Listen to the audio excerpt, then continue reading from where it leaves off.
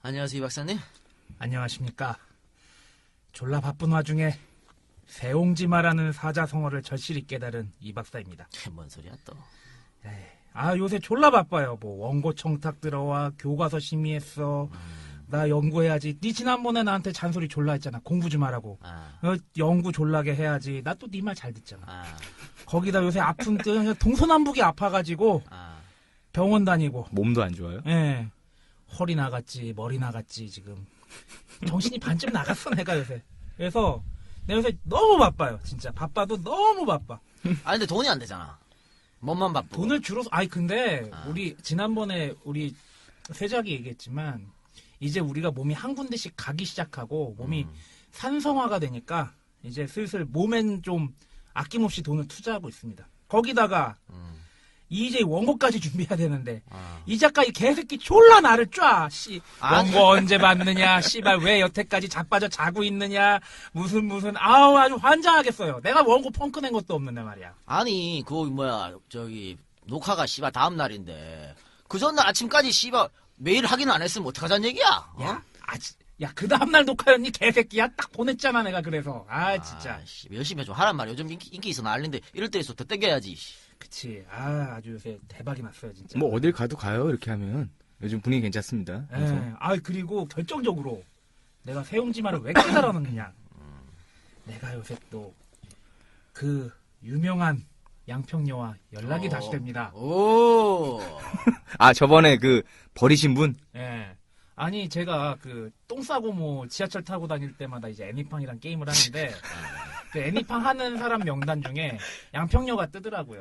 그래서 이제 거기에서 게임머니 비슷하게 하트란 게 있는데 하트를 보내줄 수가 있어요. 게임하라고. 그걸 딱 보냈는데 갑자기 문자가 딱 오더니 그 카톡이 딱 오더니 잘 지내요? 그쪽에서 먼저? 네. 그래가지고 이게 나 요번엔 잘해야지. 이게 웬 떡이냐. 그리고 막 이제 연락을 하는데 여자가 약간 좀 부담스러워하는 것 같더라고요. 시큰둥해? 그 여자가 착각한 거 아닐까? 글쎄 그럴 수도 있을 것 같아요. 근데 해놓고 보니까 얘가 연락이 오는 거야. 네. 딴 사람이었네. 내가 그래서 전화번호도 기억 못하시죠? 그랬더니 피식 웃는 그 흐흐 그거 하나 보내고 그러더라고요. 근데 이번엔 좀 잘 해보려고요. 연락되면 이거 한번 잘해봐. 이번엔 버리지 마세요. 아니 아까 저기 회장님네 카톡 보였잖아요. 그 비오는 와중에 이렇게 버림받은 게 처음이라고. 내가 아까 카톡 보여주시더라고요 이 박사님이. 야 이거 그게 농담이 아니라 실화였습니다. 실제로 여자분이 그 보낸 카톡에 저를 비오는 날 왜 버렸어요라고 써있어. 진짜? 나 그거 깜짝 놀랐다니까. 야, 그 여자 보면 가슴에 한이 쌓였다 그게. 그니까. 그 비 오는 날 네가 버렸니? 비 오는지도 솔직히 비가 왔대요. 카톡에 비 오는 날이야 써있더라고. 진짜 개새끼다 이거 완전히. 왜? 야, 비 오는 날 씨발 그 양평 그 서울 초입구에 사람을 내려보내면 어떡해? 야, 앞에서 그렇게 사람 헷갈리게 만들어. 지랄하고 있네, 씨발. 근데 얼마나 짜증을 너무 부리더라고 그때. 근데 이번에는 그 사과하고. 사과했죠. 그래. 미안하게 생각합니다. 나 그래. 미안해서 몇 번 연락하려고 했는데 연락이 잘 안 됐습니다. 막 그런 내용으로 보내놨어요. 그래, 잘해봐. 잘해봐. 뭐 많이 해봐야 여러 군데 찔러봐야 또 하나 걸리는 거야. 그치. 해보세요 여러분들. 자, 이 박사 타임은 오늘 거기까지 하고 지난주 방송 얘기를 좀 해봅시다. 우리 롯데 신격구 특집을 했는데 롯데 좋아 아주 씨발 대박이 났어. 야 우리가 뭐라 그래, 에피소드 사회문 에피소드에서 1위 한 것도 모자라서 사회문화 전체에서 1위를 했어. 빰빠밤 쿵쿵쿵 Congratulations. 뭐야? 그리고 Congratulations. 전체 순위에서는 11위. 야, 난 이게 있을 수 없는 순위라고 생각했거든. 뭐 뉴스타파도 이기고 그랬더라고요. 그래, 씨발 하여튼 대박이 났는데 역시 그 롯데 신격호를 참 주제를 잘 골랐다. 씨발 내가 잘한 또 니 탓이지. 덕분이니 개새끼야. 내가 잘한 탓이지 뭐. 롯데에서 많이 들어준 것 같아요. 제가 보기에는. 실시간으로 이게 다운로드 올라가는 게 보이는데. 이제 뭐 그러면은 너 테러 당할 일밖에 안 남았네. 아니야, 좋은 말도 썼어. 그럼. 나쁜 것만 쓴 건 아니니까. 나쁜 말은 우리가 다 했고요. 저희가 마지막에 미화를 했어. 네. 근데 지난번에 나중에 이렇게 얘기를 좀 해봤는데 실제로 이제 이 작가가 마무리는 그렇게 훈훈하게 끝냈지만 실제로는 할 얘기를 다 못했다고 얘기를 하더라고요. 근데 나도 못한 게 있어. 내가 못한 게 뭐냐 하면은 노래 하나를 또 못했어. 아니 뭘 자꾸 노래를 하려고 그래. 짜릿하니 마치 썽사이다. 이건 뭐야? 정다운이 마치 아, 이 썽사이다. 미친년 진짜. 언제나 칠성사이다. 이런 게 있어 근데? 아니 이건 지성사이다 CM 유명한 건데. 사랑하는 사람끼리 언제나 즐거운 곳에 사는 누구라도 짜릿함이란 칠성사이다 정다운이란 칠성사이다 언제나 칠성사이다. 사이다는 역시 칠성 맛이 확실히 다릅니다. 아니 양평동 저기 그 물류공장에 아 저도 거긴 알아요. 붙어 있잖아요. 아 근데 이 노래 꼭 하고 싶다는. 아, 이 씨발 뭐 완전 주쿠박스야. 뭐 완전 이제 야.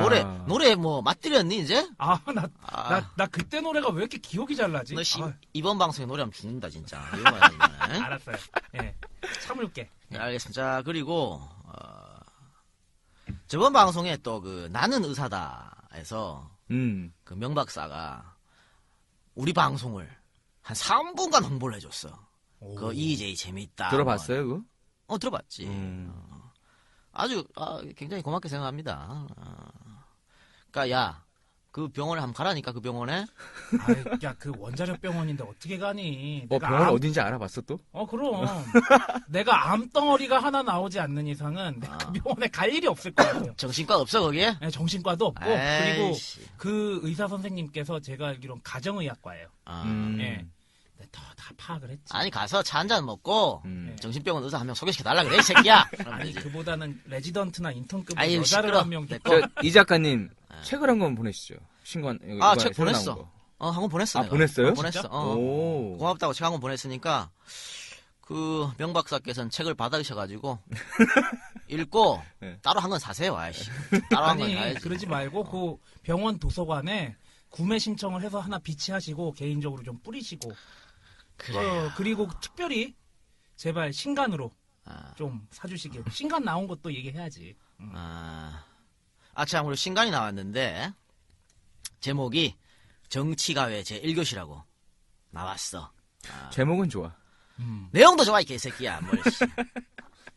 아니 근데 책이 나왔는데 저번 주 금요일인가부터 판매가 됐는데 책 판매가 안 올라가. 아니 그러니까 뭐 낙검 팀에서 뭐 책 내면은 단번에 뭐 하루 만에 뭐 10세 막 그렇게 그래. 찍는데. 아니 거긴 EJ 메이저잖아. EJ 인기가 이렇게 좋은데 왜 책을 안? 우리는 3명 중에 나만 책을 팔고 있는데도 아무도 안 사고 그러니까. 있어. 아니 기본적으로 뭐 10분의 1 1세라도 나가야 될 거 아니야.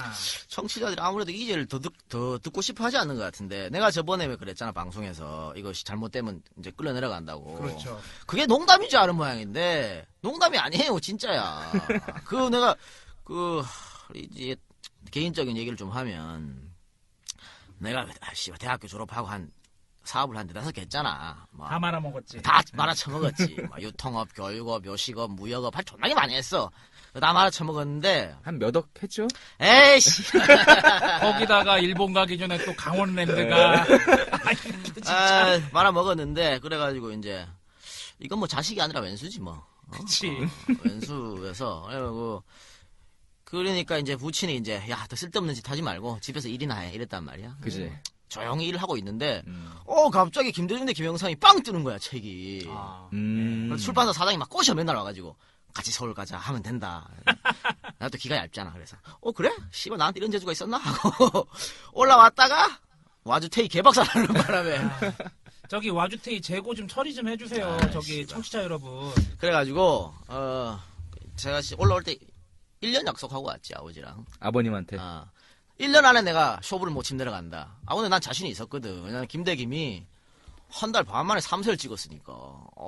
그래서 근데 뭐 다 안 되고 이제 내려갈 지경이 아니까 여러분들이 정치가 이제 1교시를 많이 좀 구매를 해주셔야 됩니다. 강매야 강매 씨. 그러게. 잘 팔리면 뭐 구치소로 가고요.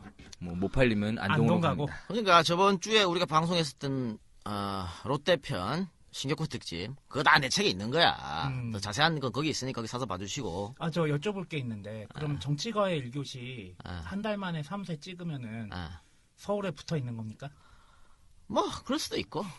그 정도? 아니 씨발 밥은 먹고 살아. 지금 내가 밥을 못 먹고 살잖아. 카드론 빌리고 씨발 아침에 그러니까. 새벽에 씨발 일본어 강의 나가고 이러고 있잖아 지금. 아니, 우리가 기본적으로 그 한 에피소드당 굉장히 많은 인원이 듣는데, 그 인원의 한 3분의 1만 책을 사도 아유, 금방금방 대박이지, 나가요. 그럼. 예. 그렇게 해주시고. 작가 이동영의 세 번째 역작 정치가의 제1교시 정치 구단의 은밀한 정치 강의 그 첫 번째 시간표 어두운 현대사의 부패 음모 그리고 밀실의 정치를 이야기한다. 고향으로 끌려 내려가지 않기 위한 이 작가의 처절한 문구 많은 성원 부탁드립니다. 도서출판 왕의 서재. 이 작가 오빠 내려가시면 안 돼요. 오빠 화이팅! 내려가시면 개새끼야!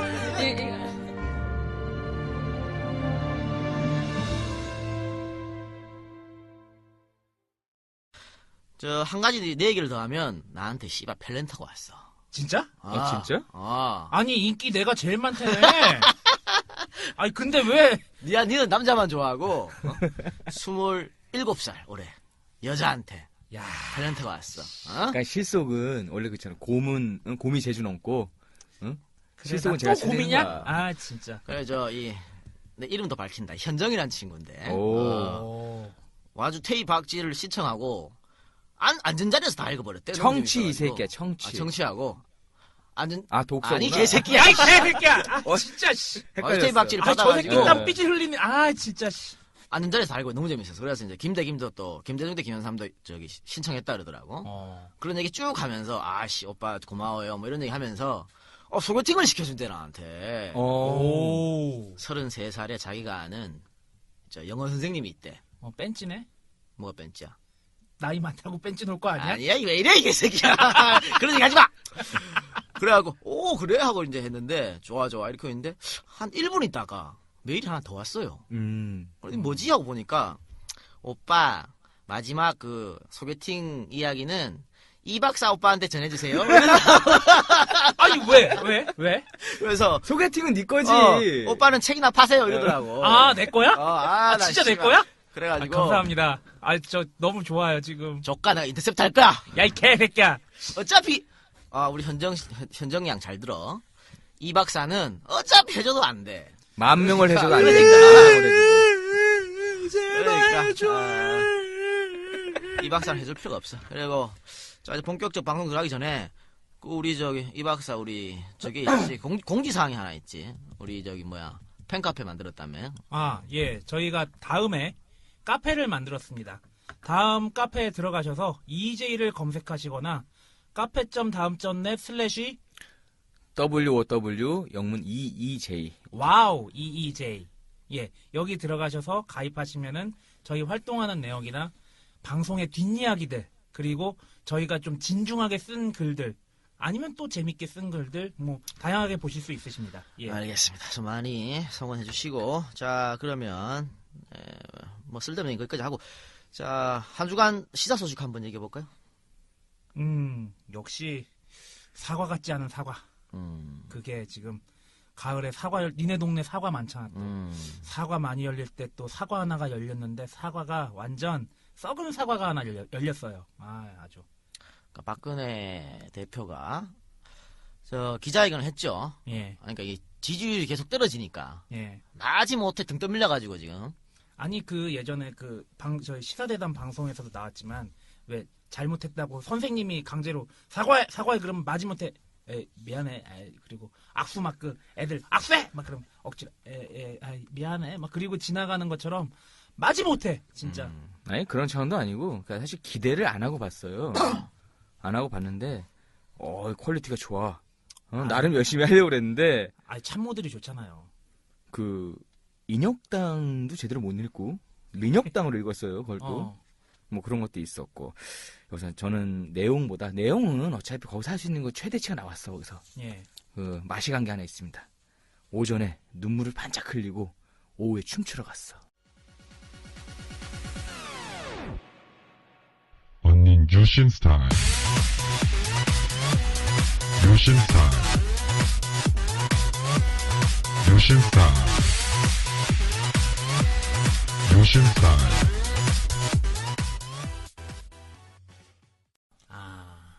오늘 딱 그 생각이 났어. 이 언니가 요즘 그 싸이의 강남 스타일처럼 유신 스타일 얼마나 좋아. 그거 생각났고 또 하나가 영화 예전에 공공의 적 기억나시나? 예. 1편에 보면 이성재가 처음에 취조받으러 왔다가 다리 떨면서 우는 거? 그치 다리를 떨어. 아. 우는데 부모님 돌아가실 때 우는데 다리를 떨어. 그러니까 악어의 눈물이야 이거잖아. 갑자기 자, 생각이 났어 그게. 근데 내가 봤을 때는 이거 자충수입니다. 박근혜 이번 사과는 자충수야. 사과를 하려 그러면 앞에 다 이유 다 빼고 그지. 무조건 잘못했다 그래야지. 그렇죠. 앞에 자기 아버지가 이렇게 했는데 미안하다 그러면 이거는 씨발 그건 말도 안 되는. 사과는 원래 무조건 잘못했다 그래야 되는 거야. 그리고서 나중에 할 말이 있으면 나중에 해야 돼. 그러니까 이유나 변명이 핑계나 변명이 들어가면 안 된다고. 근데 이렇게 했기 때문에 그 진보하는 사람들한테도 비판받고 예. 또 사과했다고 자기네 보수주의한테도 욕 욕을 먹고. 먹어. 완전 지금 자충수네 진짜. 조갑재 씨 같은 경우에는 지금 뭐 하는 짓거리냐고 씨가.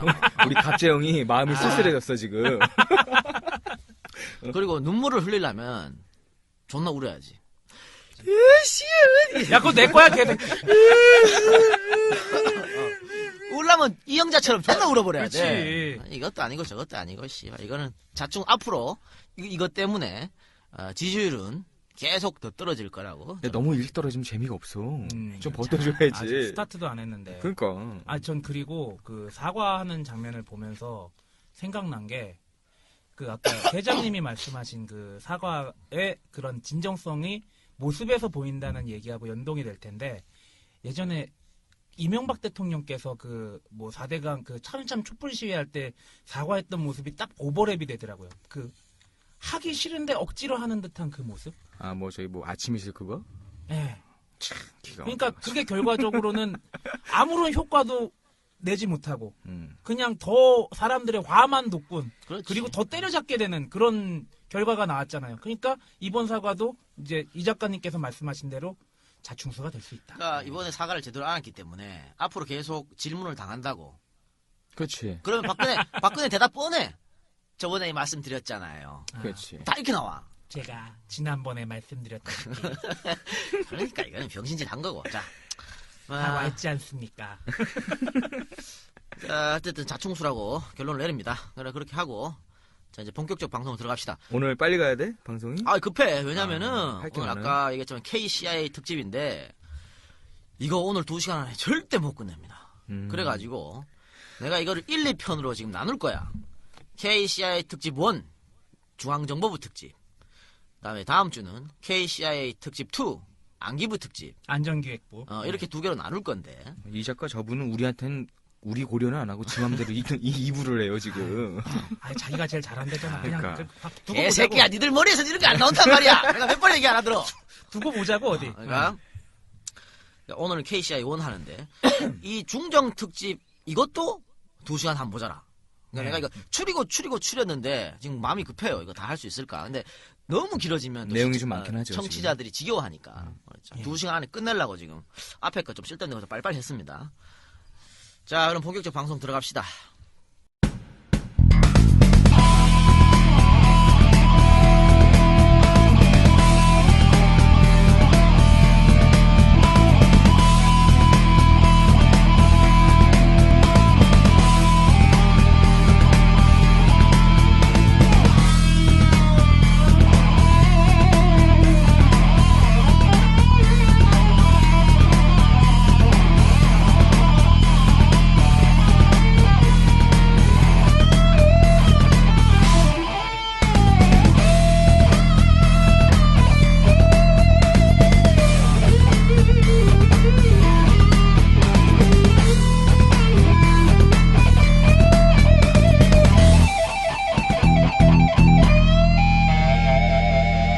이제 오빠들 화이팅! 그러면 KCI 특집 1 들어가겠습니다. 세 장은 그 중앙정보부 하면 뭐가 딱 떠올라. 이게 KCIA라는 얘기가 중앙정보부라는 뜻인데. 일단 급이 세잖아, 여기가. 끝발이 좋잖아. 여기는 아마 부장, 그지? 대장이 부장이잖아. 이 양반이 기관장인데 부총리급 예우를 받더라고, 보니까. 아, 그렇지. 그리고 이거 찾다 보니까 재밌는 게 나왔어. 박정희 사망 3일 전에 79년 중정보고서에 최태민 비리 자료라고 있어. 이거 나중에 한번 이 작가님이 한번 파줘, 이거를. 아니야, 정치가 왜 제일 교시에 그것도 나와? 아, 이때 웃긴 게 있다. 문구가 웃기더라고. 75년에 최태민 꿈에 유경수가 나타나서 그네를 도와줘라. 이랬대. 나 이걸 봤어요. 찾다가 봤어요, 이거를. 아, 그거는 정치가 1교시에 자세하게 나오니까 읽어보시도록 하고. 저 이 박사는 중정하면 떠오르는 게 뭐야? 뭐 박정희 전 대통령의 독재의 상징이죠. 그렇지. 뭐 명칭 보면은 뭐 중앙에서 정보를 독점하는데 아, 그게 일개 부에 불과해요. 근데 정보부니까. 예, 실제로 중앙정보부장은 아까 회장님 말씀하신 대로 뭐 국무총리급, 부총리급이라고 하잖아요. 근데 이건 뭐냐면은 대통령 직속인데 정보를 다 독점하고 있고 실질적으로 직급은 낮지만 실질적인 파워는 엄청나다는 얘기. 뭐 그치. 그렇게 될 것 같아요. 그래가지고 예. 독재 하수인 그런 이미지가 굉장히 그렇죠. 강합니다. 예. 박정희를 위한, 네. 박정희에 의한 그런 조직이라고 보면 되겠지. 자, 그럼 이야기해 봅시다. 중정, 이제 앞으로는 중정이라고 얘기하겠습니다. 중정이 1961년 6월 10일 창설되는데, 그러니까 5.16 쿠데타 터지고 채 한 달이 안 돼서 만들어지는 거지. 어우, 제일 급해, 이게. 제일 급한 거야. 근데 이거는 우리가 KCIA라고 부르는 이유가 있어. 김종필이 미국의 CIA하고 일본의 내각조사실 이거를 본 따가지고 만든 거니까. 그래서 이제 우리는 중정이라고 하는데 외국에서는 KCIA라고 부릅니다. 아, 공식적으로 이렇게 불렀어요, 그러면? 네, 외국에서 KCIA라고 불러. 그런데 외국에서 KCIA라고 하면 우리나라에서 악명 떨쳤지만 외국에서도 악명을 떨쳤어. 굉장히 돋보인다 그러면 좀 그렇고 어쨌든. 잘했어? 전투력이 좋았나? 그러니까 비밀을 유지하면서 나름대로 정보력이 좋았지. 그런데 이게 정보뿐만이 아니고 문제는 수사권까지 갖고 있었어. 그러니까 체포할 수 있는 거야. 그리고 뭐 경찰 검찰을 오히려 지휘 감독하고 검사 지휘도 받지 않아. 완전 씨발 뭐 독보적인 존재야. 그러니까 뭐 국회의원보다도 위에 있었으니까. 그러니까 초법적인 단위였다. 초법적이지. 그러니까 원래 이게 뭐 중앙정보부는 국가기밀 이런 거 보안 업무 뭐 그런 것들을 하는 거였는데 아까 얘기했지만 이게 변질된 거지. 그렇죠. 박정희를 위한 그런 조직으로 변질됐는데, 자, 중정을 하려면은 아까 5.16 쿠데타 터지고 한 달도 안 돼가지고 만들었다 그랬는데. 그럼요. 5.16 쿠데타 얘기해야죠. 네. 그게 뭐 다들 아시겠지만 뭐 소장 박정희를 중심으로 해서 이제 일으킨 군사 반란이죠. 혁명은 개뿔. 예. 여기에 뭐 동원된 군대, 뭐 육군단, 포병대, 뭐 해병대, 제1공수특전단 뭐 등등을 동원했어요. 뭐 그리고 그 6.4 5기, 6.4 8기 멤버들 뭐 해서 뭐 차지철, 오치성 뭐 그리고 예비역 김종필 뭐 다 동원했고 뭐 피스톨박 박재규 등등을 동원을 박종규 개새끼야. 죄송합니다. 박종규. 예. 박재규가 누구야 도대체? 근데 이거를 충분히 진압을 할 수가 있었대요. 그렇지. 예. 그 원주에 있던 일군 사령관 이한림 장군이 장면이 제가만 떨어지면 바로 서울로 가려고 준비를 하고 있었는데 장면은 어디에? 수녀원에. 이 양반은 전화 끊어 이 개새끼야. 이 양반은 군인이었잖아, 완전히. 그렇지. 예, 이한림 장군은 뭐 드라마 뭐 제2공화국이나 그런 데 보시면 아시겠지만 굉장히 강한 장군으로 나오죠. 예. 그러니까 저 장면 총리가 숨어 있었으니까 근데. 예. 그러니까 원주에서 뭐 서울까지 얼마 안 걸리잖아. 그렇죠. 그러니까 이제 그 이한림 장군이 거기다가 병력도 얼마 안 됐고 쿠데타 세력에. 그렇지. 예. 그 쿠데타 세력이 씨발 뭐 3,000명도 안 됐으니까. 예. 그러니까 다 준비해놓고 예. 명령만 떨어져 기다리는데 뭘 지금 씨발 장면을 찾을 수가 없으니까. 예. 어디 숨어 찾아받아가지고. 그러니까 거기다가 육군참모총장 이제 장도용 장군도 쿠데타를 막을 수 있었는데 이제 계속 눈치만 본 거예요. 그러다가 결국에는 박정희 뒤에 줄을 섰죠. 그리고 이제 장도용을 앞에 딱 내세워가지고 마담. 쿠데타를 성공을 시키는데 그 다음에 팽해버렸죠. 근데 쿠데타 이 관련해서 되게 재밌는 게 그때 당시에 장면이 총리고 윤보선은 대통령이었잖아요. 근데 장면은 아시다시피 아까도 얘기했지만 수녀원에 숨어 있었고 윤보선 전 대통령은 이제 하야를 한다고 발표를 했다가 한번 번복을 해요. 그러면서 이제 막 약간 애매한 포지션을 짓게 됩니다. 근데 이게 원인이 약간 될 대로 되라식의 그런 자포자기하는 마음도 있었고 장면이랑 경쟁 관계에 있으니까 장면을 싫어하는 마음도 있었다고 그래요. 아니 다 병신짓이야. 나라를 책임지는 사람들이 개인 감정이나 자기 판단을 못한다는 게 말이 돼? 그러니까 이거 봐. 이거 쿠데타 터졌을 때 우리 YS는 어떻게 했어? 뭐야 쿠데타 이러고 씨발 올라오잖아. 서울 올라왔잖아. 그리고 이제 김대중 전 대통령은 내 당선증! 내 당선증 내 나이 개새끼들아! 그러고. 그런데 이거 국무총리라는 사람이 도망갔으니까. 그러니까. 이런 그리고 박정희 전 대통령이 이제 박정희 장군이 쿠데타를 이전에 모의를 한번 했었대요. 근데 이게 갑자기 4.19 혁명이 딱 터지는 바람에 쿠데타 모의가 실패로 돌아간 적도 있었고, 뭐 그리고 이제 당시 미국 대사관에서는 쿠데타 반대한다 그렇게 얘기했는데, 그렇지, 그랬겠지. 뭐 결국에는 쿠데타가 성공을 하는 분위기가 되니까 경고를 했다고 그래요. 윤보선 대통령한테. 니네 이거 못 막으면 안 된다. 그런데 박정희는 말이죠. 방금 이 박사 말한 것처럼 그 전에도 쿠데타 모의를 했는데 한두 번이 아니야. 얘 쿠데타 하려고. 얘는 틈만 나면 쿠데타 하려고 그랬어. 그러니까 얘가 그 어릴 때부터 쿠데타 할 마음이 있었어. 이게 뭐냐면은 일본에 2.16 쿠데타 사건이라고 있어. 그래요? 2.16 쿠데타 사건 아주 유명한 사건인데 이 일본의 그 젊은 장교들이 그 2월 26일 날 눈이 막 한 방울이 막 내리는 날 한 1,500명 정도가 쿠데타를 했었어. 실패했지. 예. 근데 박정희가 이 사건을 보고 이 사건이 있었던 책을 읽고 감동한 거야. 어릴 때부터 씨발 나는 크면 쿠데타 할 거야. 진짜로 거짓말. 그래가지고 대가리 수도 비슷해요. 5.16 쿠데타 할 때 아까 얘기했지만 3,000명 정도밖에 안 됐다니까. 2인으로 쿠데타를 성공한 거야. 이게 참 웃긴 거지. 근데 이거 여기서 더 재밌는 건 뭐냐면 이때 쿠데타를 성공할 때 서울대학교 ROTC 교관이 전두환이었어. 전두환 대위. 전두환 대위였는데 야 역시 권력욕. 이거는 뭐 전두환이도 박정희 안 뒤지잖아. 그렇죠. 그 쿠데타가 딱 터지자마자 전두환이 어디로 달려갔어? 육군 사관학교 달려갔잖아. 그래가지고 그 뭐야 지지 시위. 지지 생도. 가도 행진. 그것 좀 해달라고. 이때 육사 교장이 강영훈이었는데 뭐야 이 개새끼 왜 학생들을 그런데 동원해?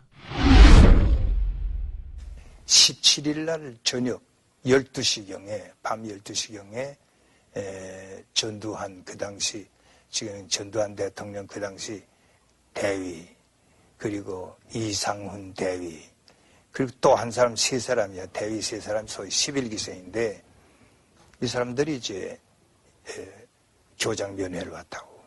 그게 12시간인데 그래서 이제 교장실에서 나가서요. 나가서 복도에서 이제 그러니까 거기 기다리고 있더라. 그게 무슨 일이냐. 그러니까 이 사관생도들 혁명 지지 데모하도록 교장이 허가해달라 이게요. 그래서 내가 내가 참모총장 박정희 장군한테도 부탁을 했지만은 사관생도들 후배들을 정치 도구로 쓰지 말라고 그랬는데 이 선배들이 말이야 후배들을 사랑하는 마음으로 저 정치에 그걸 끌고 들어가면 안 된다. 안 된다 그랬단 말이야. 그런데 결국은 전두환이 이기지. 그래가지고 육사생도들을 그 지지 가두 시위에 보냅니다. 보내니까 박정희가 얼마나 고마워 전두환이. 감동 받지. 이때부터 이제 그럼 원래 이 전두환이가 박정희 양아들이라 그랬는데 쿠데타 성공하고 얼마 있다가 그 박정희가 전두환을 불러. 그래갖고 이제 국회의원 하라고 권유했었거든. 근데 전두환이가 거절하지. 싫지. 자기도 군인 돼가지고 그 길을 그대로 걷고 싶지. 그러니까 꿈이 있는. 국회의원이 뭐 줬던 거 있어? 그래가지고. 그러니까 지도 소장 달고 또 그대로 쿠데타 성공시키고 말이야. 그런데 여기서 이제 쿠데타에서 중요한 인물은 오히려 박정희보다 김종필이야. 왜냐면 오늘 이거 중정을 이야기해야 되니까. 그렇지. 중정을 김종필이 만들었으니까. 그렇죠. 그러니까는 박정희라고 딱 칭하면 바로 옆에 나오는 라인업이 딱 있잖아. 그렇죠. 가장 핵심이 김종필이에요. 쿠데타가 터질 때 김종필은 그 전에 항명 파동이 있어가지고 군복을 벗고 있었는데 그렇지. 박정희 조카 사이잖아. 그래서 주도적으로 쿠데타에 참여를 해. 아, 그 항명파동이 그 자기 진급 안 시켜준다고 뭐 땡깡 부린 거대. 아이, 씨발, 얘 다 그래. 이때는 우리나라 군인들은 다 있다야. 야, 5.16 쿠데타, 12.12 쿠데타 전부 그거야. 전부 자기 진급 안 시켜줬다고 한 거야, 이 개새끼들. 얘들 골 잡는 게 원래 그 민간인이었잖아 이때 예비역이었거든. 근데 다시 군에 복귀를 해요. 그리고 다시 별까지 달아. 쿠데타 성공하고 이제. 그렇지. 그다음에 이때 박정희 형이자 박정희 멘토가 있잖아 우리 빨갱이 박상희. 아, 그러니까 5.16 쿠데타도 처음에는 북한이 지지를 했다가 반공을 국시로 딱 그 얘기 나오니까 조까 바로 이걸로 나갔더라고. 왜 지지를 했냐면 우리 저 빨갱이 박상희의 동생이 쿠데타를 했으니까. 그렇지. 그러니까 이 박상희의 딸내미가 김종필하고 결혼한 거지. 박영묵이라고. 김종필이라고 그래. 이때 쿠데타 세력이 대가리가 빈 아이, 그러니까 전부 몸 센 애들 있잖아 몸빵. 어? 그치. 누구야? 차지철. 김영욱.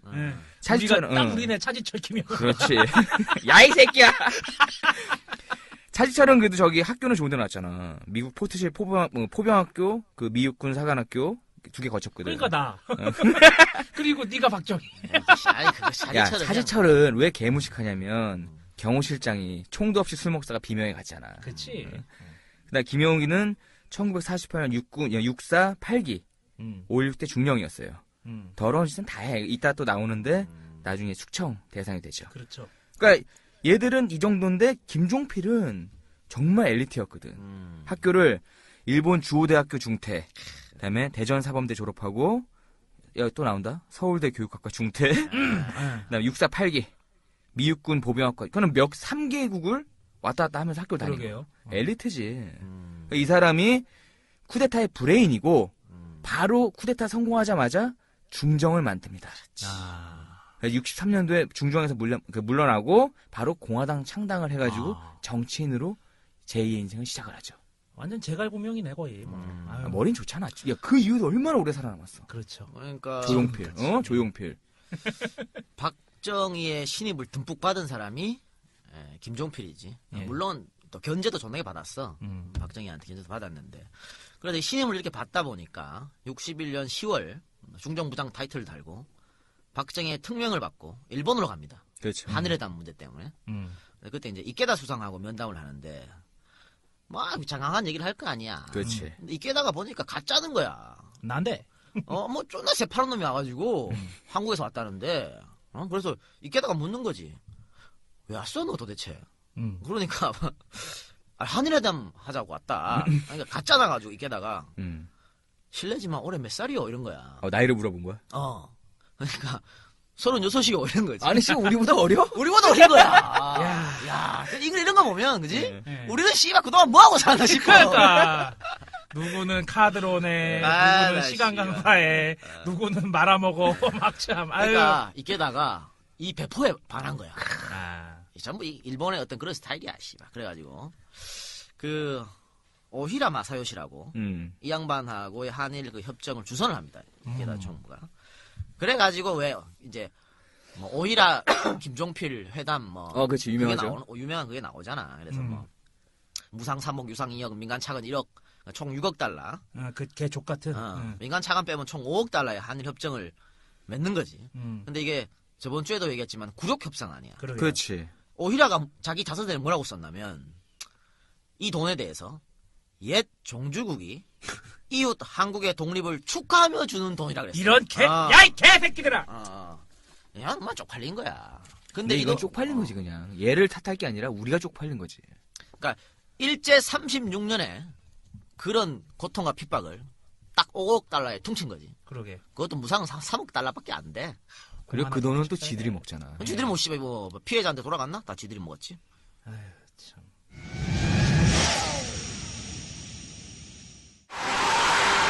일본과 미국을 방문하기 위해서 서울을 떠난 김종필 중앙정보부장은 10월 20일 오후 태극기를 흔들며 마중 나온 수많은 제1교포들의 열렬한 환영을 받으며 도쿄 하네다공항에 도착했습니다.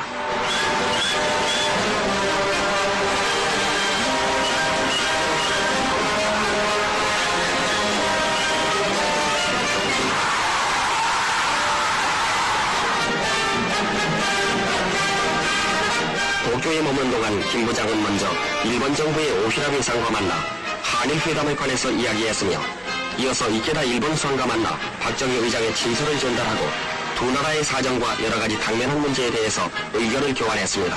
김 부장은 그 밖에 기시 전 일본 수상 등 일본 정계의 여러 요인들과도 만났는데 일본 정계에서는 김종필 부장을 맞이해서 한일 회담에 조속한 타결을 위해 상당한 성의를 보여준 것으로 알려지고 있습니다.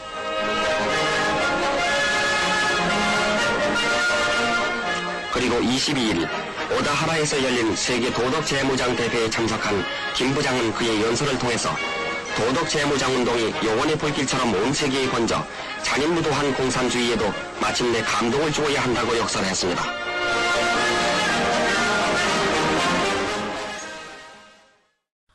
김종필은 그 63년에 그만두죠. 공화당을 창단하고 63년 1월에 간도. 그렇죠. 그리고 이제 중정 2대 부장이 김용순이라고. 근데 이 사람은 한 달밖에 안 했어. 그러니까 뭐 얘기할 것도 없고. 3대가 김재춘 부장이라고. 혁명동지라 그러는데. 그래, 이 사람의 이름이 좀 그때부터 좀 나왔지. 박통이 많이 아낀 사람이고. 이 양반이 이제 3대 중정 부장으로 역임을 하지. 근데 이런 게 있어요.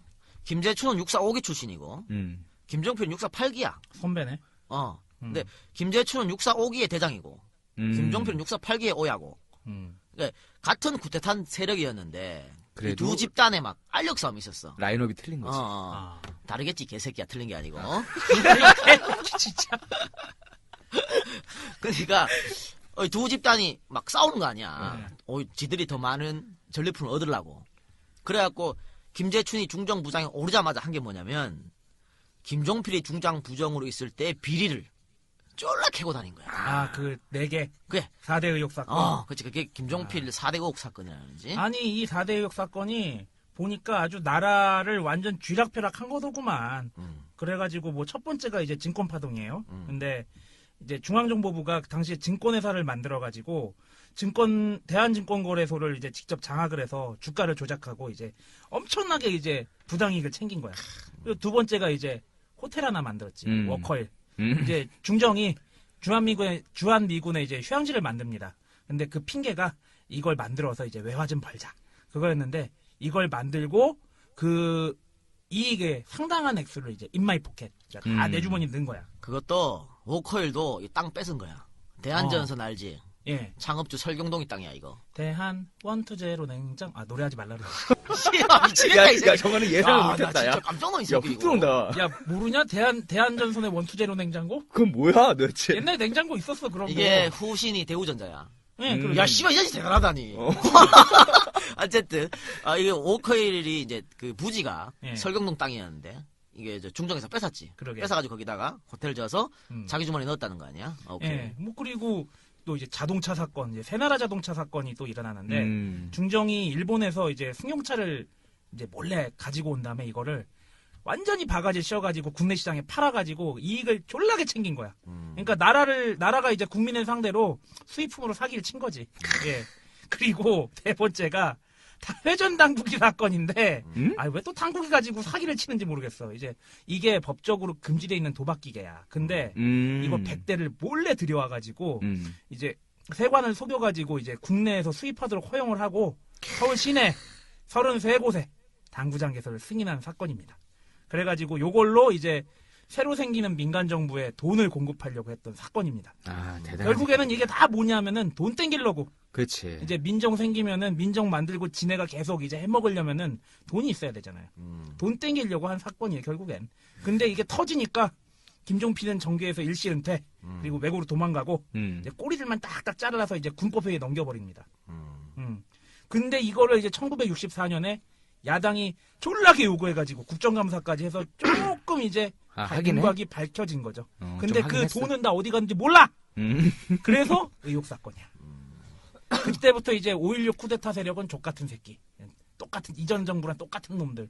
뭐 그런 생각을 가지기 시작한 거죠. 이때 더한 놈들이 시작하는 거지, 이제. 엄청난 돈을 삥땅 쳤는데, 이거는 김종필이 주머니도 많이 들어갔어요. 그거는 내가 KCI2에서 내가 얘기할게. 자, 이게 그리고 약간 역사 얘기하면은 이제 원래 정부가 그 조선도 쿠데타로 생긴 거잖아. 근데 조선이 이성계가 쿠데타 해가지고 딱 만들 때 뭐부터 조지냐면은 사찰부터 조져요. 불교부터 조져요. 왜냐하면은 거기에 노비 땅 무슨 곡식 해가지고 졸라 많잖아. 그걸로 지네 나라 운영하려고. 그래서 조지기도 합니다. 그거랑 비슷해요. 예. 그래서 이렇게 만든 돈 가지고 정치 자금 썼겠지요. 그렇겠지. 그런데 문제는 이 박사 말대로 관련자 이 4대국 사건 관련자들이 대부분 무죄로 풀려나. 예. 김종필은 뭐 외국 도망가고. 예.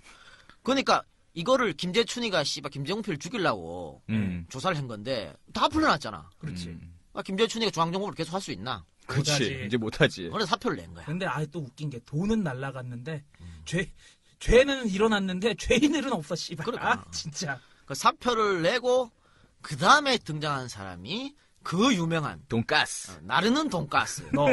남산 멧돼지라고 하는 김영욱입니다. 예. 김영욱이가 역대 중정부장을 가장 오래 했어. 보통 우리가 그 역대 중정부장 또는 안기부까지 다 합치면 2년이 채 안 돼요. 그렇지. 오래 못하지. 오래 못해. 근데 이 양반은 6년을 했어. 올해도 했다. 근데 6년을 했는데 박정희 정권 하에서 있었던 나쁜 짓거리는 전부 이 새끼가 했어. 그렇지. 온 오물을 똥을 이 사람 손에 다 묻혔지. 그러니까 오래 한 이유가 뭐냐면 원래 오래 못하게 하는 거 정보를 오래 취급하거나 이러면 권력이 한 곳에 집중되는 거 싫어했거든. 박정희는. 그렇죠. 근데 김용욱이는 말 그대로 지금 우리 이 작가가 얘기한 대로 더러운 짓 혼자 다 했어. 경향신문 슈킹 까가지고 빼가지고 박정희한테 갖다 바치고 67년도 대통령 선거 때는 만약에 박정희가 떨어지고 윤보선이 됐으면 윤보선을 죽이려고 저격수를 배치했어. 저 질문. 그 경향신문 뺏고 나서 그게 지금까지 내려오는 그건가? 장학회? 그래. 그치. 맞죠? 그 다음에 모두 국회의원들 있잖아. 여자 문제가 다 걸려있잖아. 이 뒤에 다 패는 거야 이거를.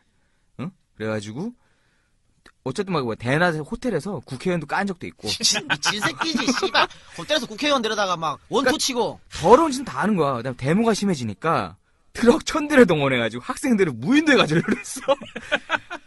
내가 섬 가는 거 좋아하거든. 이 마인드가 사이즈가 좋아 이 양반이. 그리고 심지어는 김종필도 제끼려고 그랬어. 이거를 근데 이때 보고를 그 박정희가 누구한테 받았냐면 그 윤필용이한테 받았거든. 근데 당시 방첩부대장. 그렇지. 근데 윤필용이한테 박정희가 그랬단 말이야. 종필이가 만약 너를 그렇게 미워한다면 넌 가만히 있겠냐? 종필이가 만약 널 그렇게 미워하면 넌 가만히 있겠어?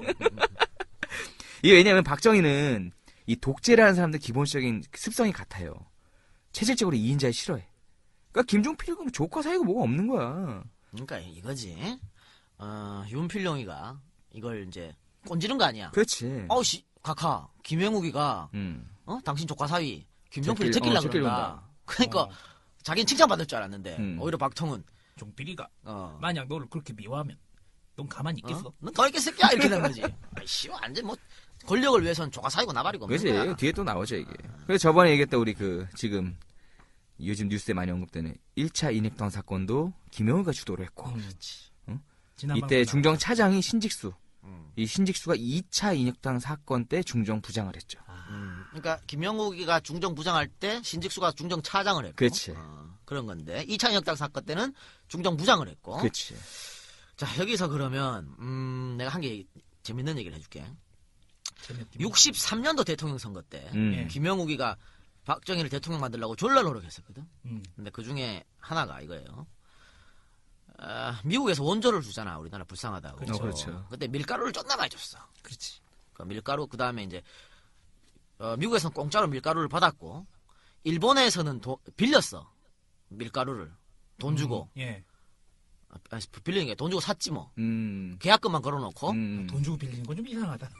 계약금만 걸어놓고. 같은 데 가져왔어. 12년 그 분할 상한으로 해가지고 빌려왔어. 근데 존나 비싸게 빌려왔어 이거를. 일본에서 이 밀가루를. 그래서 그러니까 미국 밀가루, 일본 밀가루 이걸 어디다 썼냐면 가난한 사람들한테 막 푼 거야. 포대자루를 박정희 이렇게 포대자루를 박아가지고. 저기 그 천일염 갈듯이 푸대가리 해가지고. 그래 푸대가리 해가지고. 그러면 아니 우리 각하가 씨발 날 위해서 밀가루를 줬네 이렇게 생각할 거 아니야. 그렇지. 그러면 누굴 찍어? 윤보선을 찍겠어? 씨발 박정희를 찍겠어? 쌀이랑 밀가루랑 적당히 이렇게 해가지고. 완전 슈킹이야 이거. 참 이렇게 원조 물자 가지고 이제 자기 표 샀구만. 그렇지. 이게 이따가도 나오지만 이런 게 한두 개가 아닙니다. 근데 이런 사람을 뭐 씨발 뭐 에이 잘자 그렇고 그 김영욱이가 또 아니 이게 그 지금 1차 인혁당, 2차 인혁당 뭐 얘기 나왔지만 확실히 학원가 뭐 그리고 제야 세력들 조지는 거는 중정이 다 한 것 같아요. 그럼. 그 대표적인 게 그 동베를린 간첩단 사건 그거거든요. 일명 동백림 사건. 그렇죠. 이게 또 동백림이 왜 동백림이냐? 우리 도이칠란트라고 할 때 그걸 독일이라고 하고 그렇지. 프랑스를 불란서라고 하잖아요. 이거랑 똑같이 동베를린을 동백림 이렇게 부른 거예요. 옛날 예. 한자로 그대로 예. 쓰면 예. 뭐 인도네시아를 인니라고 예, 하고. 그렇게 부르고 이거, 화람. 이거 뭐라죠? 차음한다 그러나? 그렇지. 예. 유럽인데 구라파. 이게 1967년에 이제 중앙정보부에서 발표한 간첩단 사건입니다.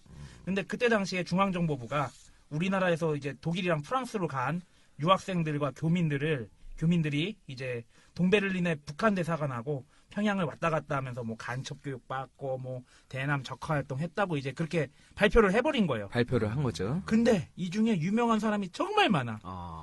작곡가 윤희상. 천재 작곡가라고 불리죠. 그렇죠. 귀천의 천삼병 씨, 이응로 화가, 뭐 등등이 막 고문 받고 난리가 났어요, 그래. 네. 그러니까 천삼병 씨는 이때 받은 고문 때문에 예. 후유증이 있었죠. 후유증으로 나중에 조금 뭐라 그럴까 이 유아적 지능으로 이렇게 예. 그렇게 됐었지. 예. 그래서 이제 간첩으로 찍힌 사람들을 강제로 이제 그때 당시 서독에서 잡아가니까 이제 서독이랑 이제 외교적인 마찰까지 일어나게 된 거예요. 예. 그래가지고 이제 1967년 12월 3일에 선고공판에서 34명한테 유죄 판결이 났는데 최종심에서는 간첩 혐의로 유죄 판결 받은 사람이 전무. 그래서 여기 그 작곡가 윤희상 씨는 무기징역 받고 이제 유럽에서 활동하는 음악인들하고 이제 그 얘기를 듣고 여기 독일 연방정부가 대한민국 정부한테 니네 왜 그래? 그 유명한 작곡가를 왜 뒤집어 씌워? 그래가지고 2년 만에 석방. 참 나라 꼴이 아주 그냥 아우. 응? 예, 장난 아니에요. 그런데 말이야, 이렇게 무죄가 됐다 그랬지. 예. 그리고 이거를 주도한 게 김영욱이 아니야. 그렇죠. 근데 김영욱이가 같이 그 윤희상 작곡가랑 같이 동백림 사건에 연루되었던 이수길 박사라고 있어. 이 양반한테 친필 편지를 써요. 뭐라고? 미안하다고. 내가 잘못했다고. 그러니까 이 편지만 봐도 뭐야? 조작이란 얘기지. 그리고 그 편지에 같이 200달러를 동봉합니다. 뭐라 그럴까? 위로금 쪼로. 그러니까 완벽한 조작이지. 그런데 지금 아직도 조선일보에서는 이때 사건에 연루된 사람들을 빨갱이라 그러는 거지. 편지와 200. 그 자기의 운명을 예감한 숫자야 이게. 숫자 내용이야 이게. 뭐 씻으냐? 진짜. 일단 나와요. 아니 그래가지고 지금 뭐 이 작가께서 얘기했지만 나중에 이제 국가정보원 이제 진상규명위원회에서 이거 다 뻥튀기다. 그래가지고 정부한테 이건 저기 피해자들한테 사과해야 된다. 이제 판결까지 났는데 결국에 이것도 뭐랑 연결되느냐?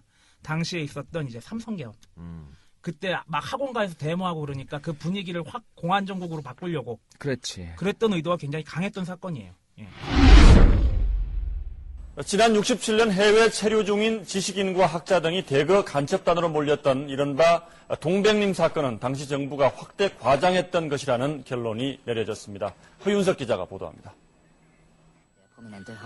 지난 67년 중앙정보부는 제독 작곡가 윤희상 선생 등 예술가와 교수, 유학생 등 194명이 동베를린 주재 북한 대사관을 드나들며 간첩 활동을 했다고 발표합니다. 중정은 수사 범위를 당시 서울대 학생 동아리인 민족주의 비교연구회까지 확대해 66명을 검찰에 송치하고 이 가운데 23명에겐 간첩죄를 적용했습니다. 국정원 과거사 진실위원회는 이 동백림 사건이 당시 정권에 의해 확대 과장된 것이라고 발표했습니다.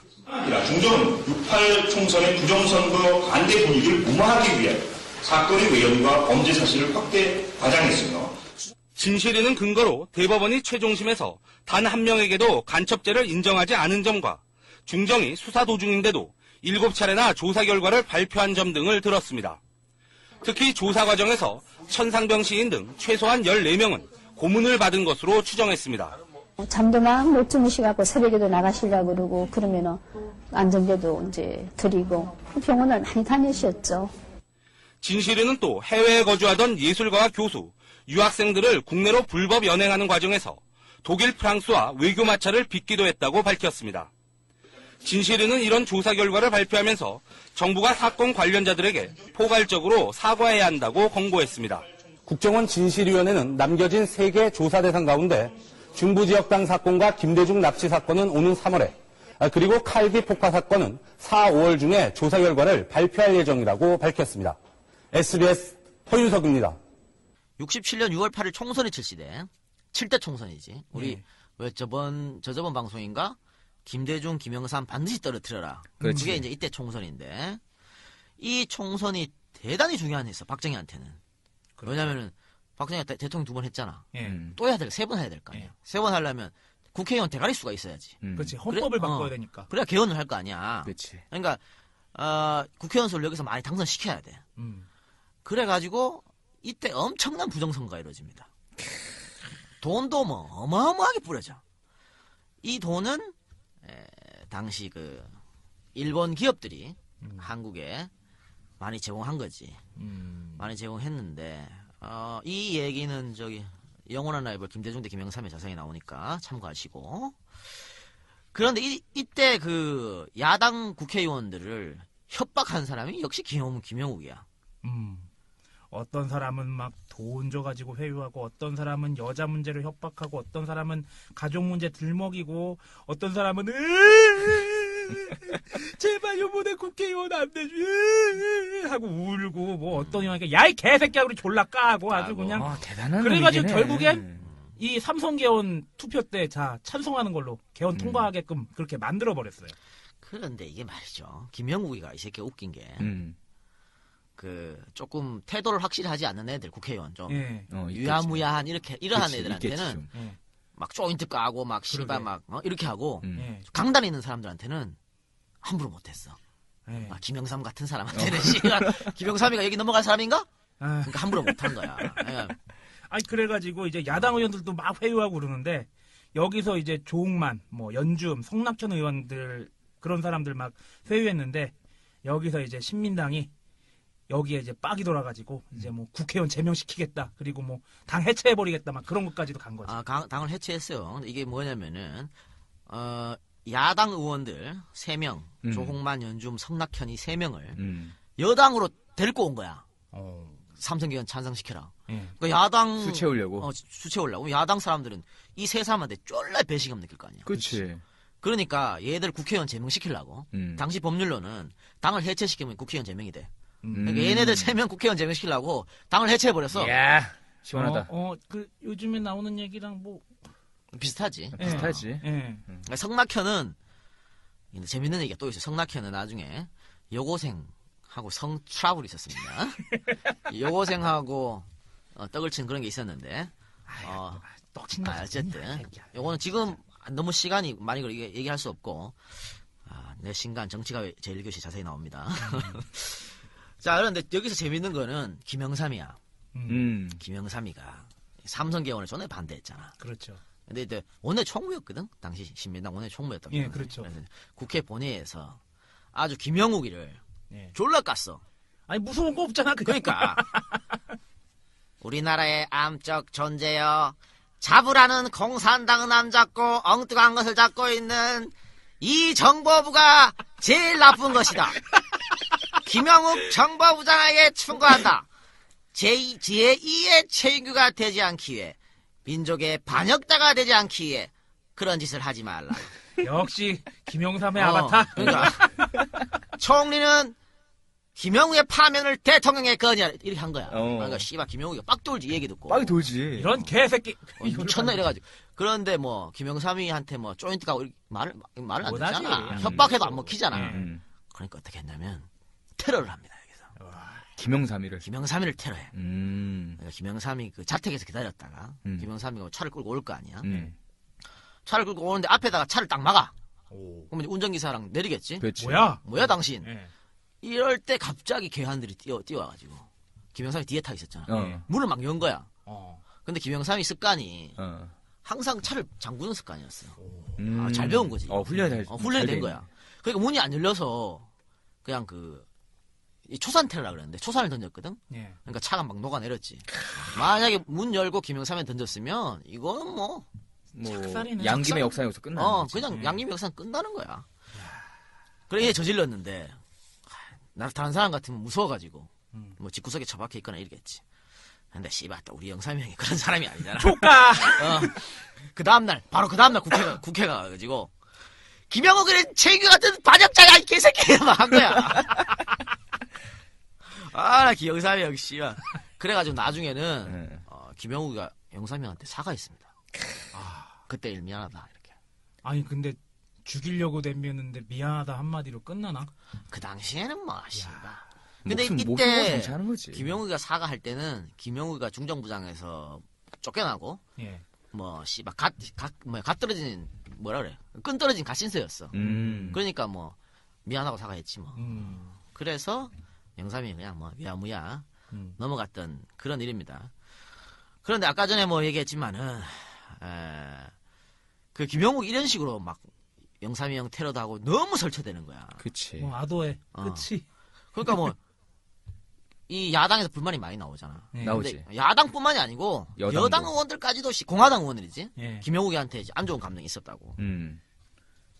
그래가지고 나중에 그 있잖아. 그 이만섭은 박정희한테 좋다. 그럼 삼성계원 찬성할 테니까 조건이 하나 있다. 김영욱하고 이후락을 반드시 잘라라. 각하 옆에 그런 인간들이 있다는 게 수치다. 걔들 자르면 찬성하겠다. 이래가지고 삼성계원은 날치게 통과되고 박정희는 뭐 아쉬울 거 없잖아. 그렇지. 자르면 되잖아. 그러니까 자른 거지. 정리하면 이거야. 그 공화당 내 이만섭 같은 사람이 삼성계열은 찬성 안 하는 거야. 그렇지. 그러니까 박정희 임자 왜 그래 꼬실 거 아니야. 그러니까 이만섭이 알았어 찬성해줄게. 대신에 이후락이 김용욱이 잘라. 그러니까 이제 딜을 한 거지. 그래서 이제 박정희가 알았어 걔들 자를게 하고는 삼성계열이 통과가 됩니다. 그래가지고 협조를 얻어가지고 통과가 되는데 이제 약속대로 김용욱을 잘라야 되잖아. 6년을 일한 김용욱이를. 그래가지고 어느 날 박정희가 김용욱한테 전화를 걸어가지고 청와대로 들어오라 그래. 들어와.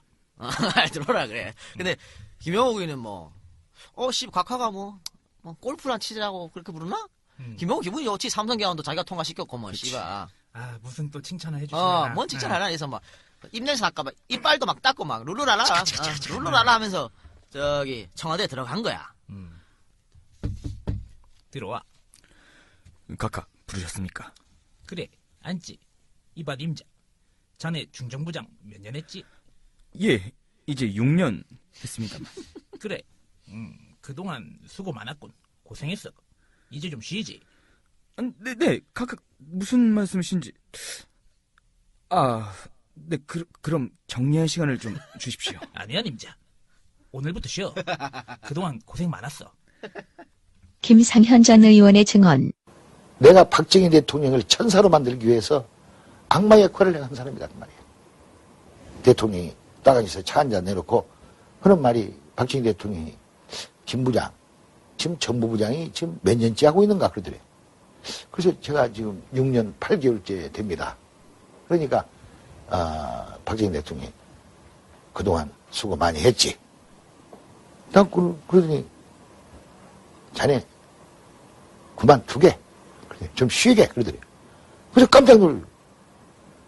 오늘로부터 그만두라 이거예요. 김영욱 정부부장이 청와대에 나오면서 이거 꿈인가 해서 얼마나 이거를 쥐어뜯었대요. 허벅지를. 아주 새빨 같은 파랗게. 이 꿈이 아니고 이럴 수가 있냐 그 말이야. 그러니까 이렇게 하고 나서 이제 청와대를 나온 김영욱의 멘붕이 오는 거야. 멘붕이지 씨발. 근데 이게 더 황당한 게 이제 남산을 오니까 돌아왔는데 이미 책상이 없어. 책상을 빼놓은 거야.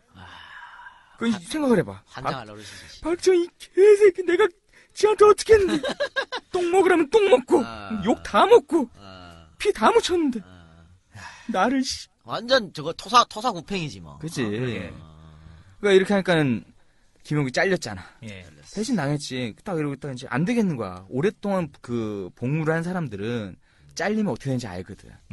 그러니까는 김용욱이가 이때 대만인가 간다고 그때 하고서는 아마 73년도에 망명을 결심을 합니다. 그러니까 왜냐면 불안불안하잖아. 그러니까 일설에 의하면 그런 게 있어. 술만 먹으면 누가 자기 제끼지 않을까? 어? 무서워. 아, 무섭지 당연히. 이제 대만 간다고 해서 미국으로 토껴.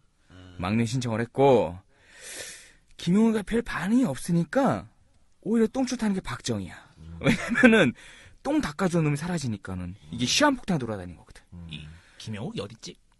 이게 된 거지. 그렇지. 그래가지고 이제 편지도 보내고 돈으로도 꼬시고. 근데 우리 돈가스가 돼지긴 한데 대가리가 돌이 아니잖아. 그러니까는 미국에서 이제 슈킹한 돈으로 이제 술, 빨고 도박하고 여자 만나고 이러고 사니까 6년 동안 씨발 중정부정하면서 얼마나 슈킹을 많이 깎겠어. 김용욱이 이제 박정희에 대한 분노가 점점 커져. 내가 나가리가 되고서 분노가 커지는데 이때 뭐가 터지냐면 로비스트 박동선이라고 있습니다. 이 사람이 미 의회하고 정계에 돈을 뿌리면서 불법 로비를 했어. 한국 정부를 대신해가지고. 코리아 게이트라고. 코리아 게이트입니다 이게. 그러니까 이때 미국이 딱 그런 거야. 이 박정권이 족같거든. 그래가지고 딱 애들 뒤져보니까 김용욱이 미국에 있는 거야. 야 청문회 좀 나와봐. 그 박정희 건지 멘탈이 폭발해버리는 거야. 쇼부를 깔려고 했지. 근데 쇼부가 안 돼. 그러니까 딱 이제 마지막 쇼부가 뭐가 들어왔냐면 야 우리 인간적으로 저기 사생활은 까지 말자. 여자 문제는 제발 입 담아줘. 그렇지. 왜 우리 이 작가님 잘한 거 있잖아. 허리 아래 문제는 건들지 않는다. 그 일본어로 하는 거 있잖아. 해소노 시타니 진가쿠가 아루까. 그렇지.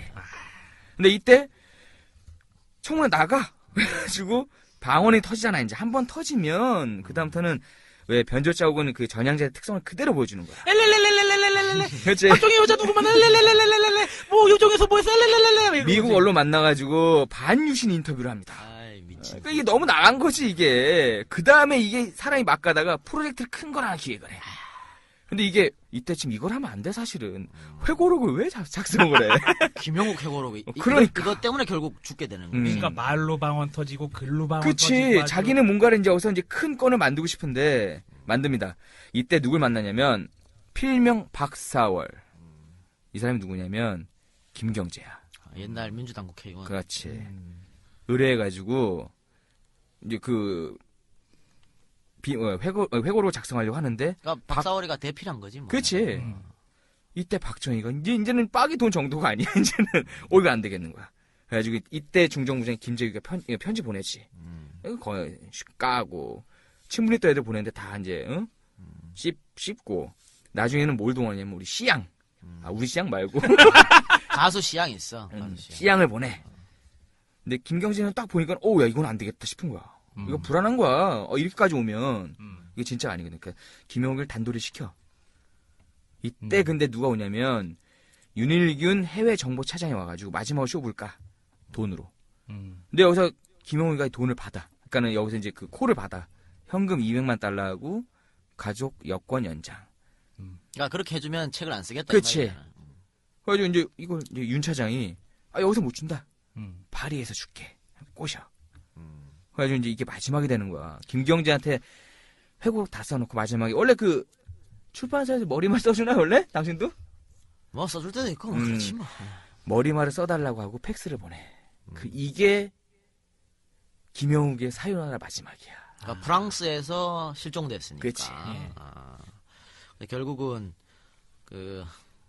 6년 동안 김용욱이 박정희의 온갖 잡스러운 비밀을 다 짊어지고 있다가 하나둘 폭로하기 시작하니까 박정희가 멘탈 붕괴가 와서 그렇지. 결국은 김용욱이를 납치해서 살해를 합니다. 살해를 하는데 어떻게 죽었는지는 씨발 몰라. 아직도 몰라? 아직도 미스테리야. 근데 이게 한 4가지 설이 있어요. 4가지 설이 있는데 내가 어떻게 죽었는지 좀 얘기를 해볼게.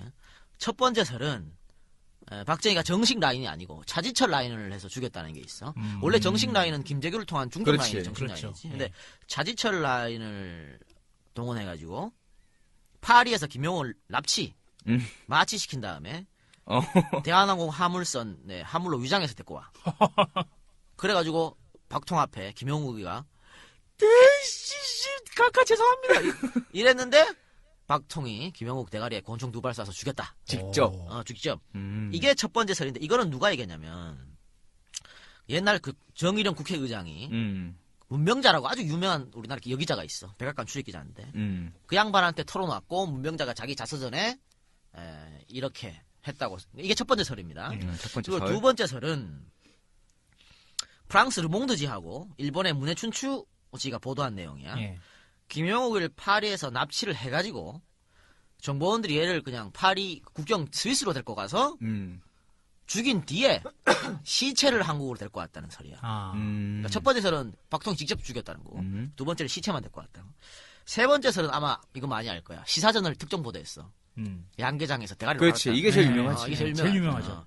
그 중정 직원 이모 씨가 김영옥을 납치해가지고 그 사료기 닭 사료기에 넣어가지고 처리했다는 내용이고 마지막 설은 시사저널에 이 내용을 저기 중앙정보부가 부인합니다. 그러니까 나중에 국가정보원이지. 국가정보원이 예. 그거 아니다. 그거 아니고 우리 정보원들이 김영옥을 파리에서 죽인 다음에 낙엽으로 덮어놓고 왔다. 아, 죽인 건 인정을 한 죽인 거야. 건 인정하는 거지. 이게 그 국가정보원의 공식 입장입니다. 공식 입장이 공식 입장이 사례를 해서 우리가 죽였다. 나뭇잎으로 덮었다. 근데 이것도 말이 안 되는 게 김영옥 시체를 못 찾았거든 결국은. 예. 그러니까 아니 어떻게 못 찾아 그걸? 그러니까 이거를 뭐가 맞는지 몰라요. 왜냐하면 박정희, 김영옥, 차지철, 김재규 그때 당시 관계했던 사람들이 다 죽었잖아. 그렇죠. 그러니까 몰라.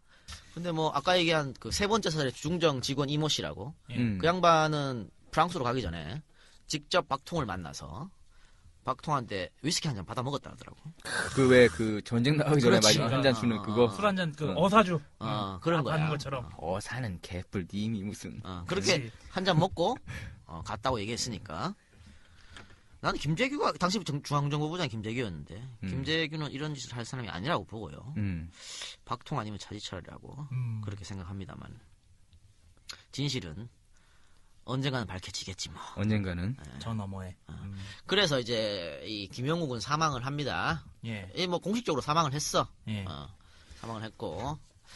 자 그러면은 가장 오래됐던 김영욱 중정부장까지 우리가 얘기를 했는데, 와 우리가 지금 마음이 급해가지고 지금 말도 빠르고.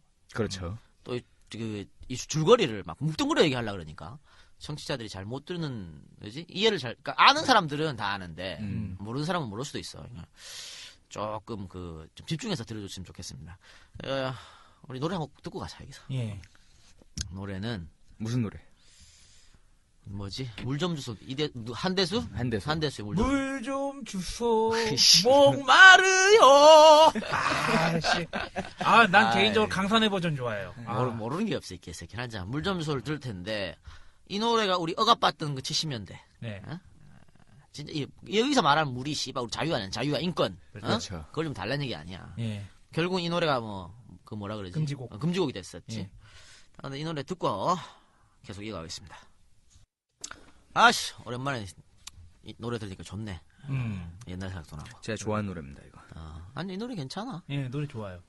행복의 나라하고 이 노래는 그럼 괜찮은 명곡이야. 창문을 열어라. 뭐 말만 하면 노래라고 지랄이야. 난 노래가 너무 좋아. 자 노래 들었고 이야기 계속 하겠습니다. 이제 다음 때 얘기해야죠. 그러니까 김영욱 중정부장이 물러나고 그 뒤를 잇는 것이 김계원. 김계원이 누구냐? 이제 나중에 박정희 총 맞아 죽은 날 같이 옆에서 술 마시던 사람. 그 아저씨 아니야 영화에서? 그 영화에서 안경 쓰고 비리비리한 아저씨? 비서실장. 그때는 그러니까. 비서실장이었지. 그치. 옆에서 이제. 예. 그때 그 사람들인가? 맞아요. 예. 맞아. 그 영화 보시면 분은 아시겠지만, 그러니까 딱 봐도 중정부장감이 못 돼요. 그러니까 이런 거였어. 박정희는 그 김영욱이 워낙 막 나쁜 짓하고 분탕을 치니까 이번에는 완전 정반대된 사람을 나 같은 사람. 에이씨. 정반대된 사람을 중정부장에 앉힌 거야. 그러니까 조금 신사적이고 예. 조용조용하고. 예. 그게 이제 김계원이지. 예. 근데 김계원은 자기가 알았어. 나는 씨발 중정부장 할 위인이 못 된다. 그런 알아가지고. 배포가 없다. 그래가지고 이제 여기 박정희는 계속 하라고 그러고 근데 거절했었지. 요청을 거절하니까 이제 박정희가 그렇게 얘기하지. 님이자 괜찮아. 내가 당신 성격을 아니까 시키는 거야. 김영욱이처럼 사람 안 패도 되니까 잘해봐. 아이 개새끼 뭐 올리 날이구나. 노래 쳐부르고 어. 성대모사하고 아주 씨발 날이구나 날. 나 근데 지금 솔직히 존나 안 똑같아서 졸라 불안해. 괜찮아. 아이, 우리 그래가- 중에 제일 잘해, 야, 그래가 뭐 알아서 들으세요. 죄송합니다. 예. 방금 그 성대모사가 이거지. 김영욱이처럼 사람 안 패도 돼. 이게 중요한 그게 거야. 핵심이야? 그래가지고 결국에는 기용이 됩니다. 근데 천성이 그러니까 중정부장 뭐 잘하겠어요. 그렇지. 그래서 이제 1971년 신민당 대통령 선거 그때 이제 기용이 돼가지고 결국엔 기용이 되죠. 근데 박정희가 그 1972년 대통령 선거 때 이제 자기 그 카운터 파트너.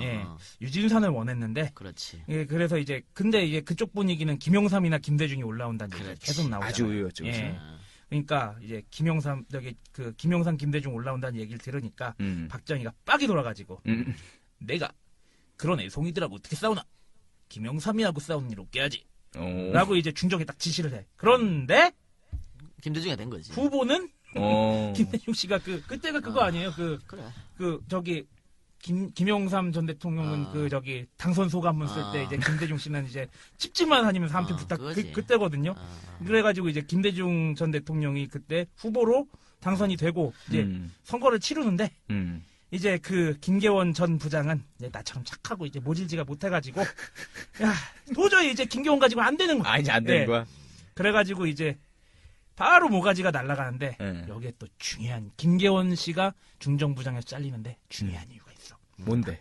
당신 잘 아는 전문가. 당신 전문가잖아. 당신 잘 아는 사건. 어떤 거? 정인숙. 그건 이 작가가 잘 알지. 아니 이 작가 보고 얘기했잖아. 그러니까 이거야. 정리를 하면 박정희가 김교원한테 야 김대중 김영삼이 못 올라오게 해. 이렇게 했는데 지금 실패했지. 실패. 1차 실패. 어? 그래서 박정희가 열이 받아 있는 상태에서 정인숙 피살 사건이 터지는데 이거를 또 김경원이가 제대로 처리를 못했어요. 그러니까 그냥 모가지 날려버린 건데. 정인숙 피살 사건 우리가 저번에 한번 아랫도리 특집인가? 잠깐 언급했죠. 잠깐 언급했었지. 네, 정인숙 피살 사건은 이런 거야. 원래 정인숙이라는 여자가 좀 있는 집 자식이었어. 걔네 아버지가 대구에서 대구 부시장인가 하여튼 좀 그런 있는 집 자식이었는데 된장 기질이 있었지. 그러니까 그 옛날에도 몸종이 있었다고. 정인숙이한테. 그러니까 위로 오빠들이 있었고 정인숙이가 이제 그 막내였으니까 여동생 하나 있고 그러니까 뭐라 그럴까 존나게 귀여움받는 그런 여동생이었지. 그래서 그렇게 하다가 서울로 올라옵니다. 얘가 영어를 잘했거든. 그래가지고 이화여대 영문과 시험 치는데 떨어지지. 시험만 쳤구나. 시험만 쳤지. 근데 얼굴도 이뻤으니까. 그렇지. 또 영화 배우로 몇 편 단역에 출연하기도 했었어. 근데 자기 마음대로 안 되는 거. 자기는 정말 유명한 연예인이 되고 싶었는데 아까 이게 된장 기질이 있으니까 그런 거 하고 싶었는데 허영심도 있고 스타성도 좀 있고. 근데 이게 안 된 거야. 그래서 결국은 어디로 흘러가냐면 요정을. 그렇죠. 그래 요정 같잖아. 우리 저번에 얘기한 그 선웅각. 그렇지. 에이스가 되는 거지. 에이스가 되는데 여기서 이제 저번에 얘기한 것처럼 정일관 또 피스톨박, 박정규 이런 애들이랑 만나는 겁니다. 그렇게 만나가지고 결국 나중에 정인숙 그러니까 정일관 아들을 낳지. 아들을 낳는데 이게 정일관은 짜증나는 거야. 즐길 때는 좋았지, 씨발. 그치. 남자가 다 그렇잖아. 근데 이제 자기 애 갖고 씨발 돌아다니면서 얘가 누군지 아냐면 이 아들이 누군지 알아 이러고 돌아다니니까 짜증나는 거야. 대정부 질문까지. 그래 했잖아. 그건 저번에 했으니까. 짜증나니까 너 진짜 그만 좀 해라. 적당히 해라. 적당히 해라, 씨발. 이러는 거야. 근데 정인숙이가 계속 하면서 돈 뜯으러 돌아다니고 이러다가 마지막으로 정일권이를 만나고 와가지고 도로 한복판에서 그때 운전을 자기 오빠가 했는데 자기 오빠가 한 그 자동차에서 총을 맞고 사망하지. 총 맞아. 자기 오빠는 허벅지에 총을 맞고 그런데 여기서 중정에서 자기 오빠가 정인수를 죽였다고 꾸밉니다. 그렇게 해서 수사 결과를 발표를 하는 수사 결과를 발표하지. 그때 저기 수사 책임자가 이우락이 형이야. 제가 알죠. 이우락이 형이 수사 책임자였는데. 어쨌든 그래가지고 그 왜 오빠가 쌌냐 이러니까 이런 거지. 수사 발표는 이런 거야. 정인숙이가 자기 오빠를 무시하고 막 대들고 이랬다는 거지. 그러니까 정인숙 오빠는 야 좀 몸가짐 좀 조심히 하고 이렇게 충고를 하니까 네가 뭔데 이씨 뭐 이래 된 거야. 쪽 가고 있는 그래. 거지 뭐. 운전이나 해 이씨 뭐 이래 된 거야 자기 오빠한테. 그래가지고 얘네 오빠가 열받아서 총을 쐈다. 빵 그런 거지. 그리고 자기가 의심받을까봐 자기 다리에도 자기 쏘고. 다리에도 쐈다. 라고 그렇게 조작을. 조작을 한 거지. 그리고 그러면 총은 어디 갔냐? 총은 버렸다. 근데 그 총을 아무리 찾아봐도 안 나오는 거야. 그러니까 의심 나는 거지. 또 중요한 거는 죽은 정인숙이 수첩에서 엄청난 남자들의 이름이 막 그렇죠. 고관 대작들의 이름이 쏟아지니까 리스트가 쫙.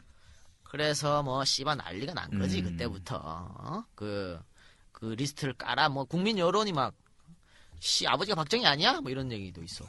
거기까지 나왔었어요 이거? 아이 그럼 그래가지고 그건 모르는 거지 뭐. 그 박통이 이 사건 때문에 정치적으로 굉장히 곤란을 당했죠. 그 사건이 이제 정윤숙인데 이거를 이제 김계원이가 처리를 못한 거야? 제대로 처리 못한 거야. 그래서 나가리? 그래서 나가리가 됐다. 이런 거지. 그리고 이제 그 후임으로 온 사람이 제갈조조 드디어 나옵니다. 제갈조조 이후락. 예. 저번에 얘기했지만 제갈 공명이랑 조조하고 머리를 합쳐놓은 만큼 뛰어나다. 이래서 별명이 제갈조조입니다. 그래서 제갈조조 이후락이가 김계원을 이어받아가지고 중정부장을 하면서 대통령 선거를 도맡아서 치르는 거야. 71년 김대중과 박정희 대결에서 그 대결을 이후라이가 담당을 해서. 김상현 전 의원의 증언. 내가 박정희에 싸워진 것이 아니라 이후락하고 싸워졌다. 왜냐하면 중앙정부가 총동원돼가지고 다시 말하면 전국에 예를 들면 개표 관계도 제일 먼저 아마 울산에 있으면 됐을 거예요. 그냥 울산 딱 트니까 1000표 여기는 5표 이렇게 나오게 이제. 그래서 야당 참가인들이 이거 끝났다 해서 참관도 안 하고 다 돌아가게끔 만들었다니까. 이때 이후라기가 했던 것 중에 대단하게 영향을 하나 미친 게 하나 있죠. 예전에 제가 한번 그 김대중 특집할 때 그 엄창록이라는 사람을 얘기를 했었어요. 네. 김대중 특집 때 얘기를 했었죠. 김대중의 모사꾼. 그렇죠. 모사꾼 엄창록. 한국 최초의 선거 전략가. 네거티브 선거의 귀재. 이 대단한 사람을 그때 했었는데 이 엄창록이가 의리가 있었나 봐. 그래도 그래서 김대중 교수 잘 안 떠나는 거야. 김기현이가 그 전 부장이 아무리 쇼부를 까도 안 돼. 근데 이후라이가 딱 되니까 선거 열흘 전에 엄창록이가 사라져. 스카우터가 바뀌니까 FA로 바로 그렇지. 그러고 나서 뭘로 꼬셨을까? 협박? 회유? 뭐 여러 가지 했겠지. 근데 어쨌든 김계원이 못한 짓을 이후락이는 성공했다 이 말이야. 저는 이렇게 봐요. 이 선수는 선수를 알아본다고. 고수들끼리 만나면 파가 틀려도 오케이. 무슨 말 하는지 알겠어. 딱 맞아도 얜 다르구나. 그러고 나서 갑자기 대구에 호남인이여 단결하라. 같은 유인물이 뿌려집니다. 이거를 예전에 딴 데서 봤었죠. 엄창록의 작품인지는 알 수가 없지만. 그러니까 엄창록이가 선거 열흘 전에 사라지자마자 이런 게 생기는 거야. 대구에서 이런 유인물이 돌았다 이거지. 그렇지. 지역 감정의 씨가 드디어. 그러니까 느낌이 딱 오니까는 이걸 엄창록이 했다고 주장하는 중정 직원도 있는데 엄창록은 그런 사실 없다 부인을 하죠. 걔는 안 그러겠다 이게 김대중을 배신한 건데. 그렇지. 그 웃긴 건 이제 선거를 한 달 직후에 다시 나타나. 이러고 뭐라 하냐면 나 납치됐었다. 정부를 위해서 한 적은 없다. 근데 이 동교동에서 얼마나 배신의 역사야. 조까. 그렇지. 배신자 개새끼 이렇게 했겠지. 자 이렇게 해서 이제 박통이 이 선거에서 이기긴 이기지. 근데 엄청난 돈을 갖다 때려 박습니다. 대략 600억에서 700억인데 지금도 큰 돈인데. 이때 우리나라 예산이 6조였습니다. 그러면 지금으로 따지면 대통령 선거에다 3조를 갖다 때리 박은 거야. 미친 거지. 3조. 씨발 미쳤네. 미쳤네. 진짜 미쳤네. 그러니까 박통이 선거 끝난 다음에 이후락한테 님자. 아니 돈을 도대체 얼마나 갖다 썼는데 선거 결과가 왜 이래? 이게 박통도 자기가 얼마나 썼는지 돈을 얼마나 많이 풀었는지 아니까. 그렇지. 너무 표 차이가 많이 나야 되는데. 과한 거야. 그러니까 표 차이가 얼마 안 났단 말이야. 가성비가 안 나오는 거지. 그렇지. 그래서 이 개새끼 니가 이후라기 니가 닦았은가 이렇게 생각할 수 그렇지. 있는데 근데 사실 이후라기가 많이 닦았었어. 이게 이후라기가 돈을 닦았었다는 첩보를 받습니다. 박종규가 예. 피스톨박이 예. 그래가지고 몰래 조사를 해.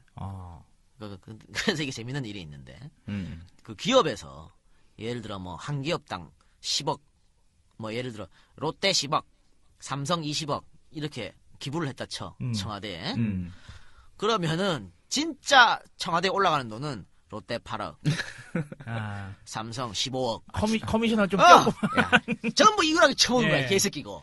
야 유통마진이야 임마. 그래서 나중에 그 전두환이가 쿠데타 해갖고 정권 잡고 이후라기가 도망가거든. 좋댔다 씨발 이래가지고. 왜냐면 그때 막 부정축제자로 막 다 잡아먹고. 그렇죠. 예. 도망가서 나중에 이제 다시 한국으로 들어와서 기자회견을 하는데 명언을 남겼지. 왜 이렇게 돈을 많이 슈킹했냐 이러니까 떡을 만지다 보면 떡고물이 손에 묻는 거야. 씨발 명언이다. 진짜. 명언 아니야. 그치. 떡 만지다 보면 그치. 굴을 수 있는 거 아니야. 네. 씨발. 족 같은 명언이구나 진짜.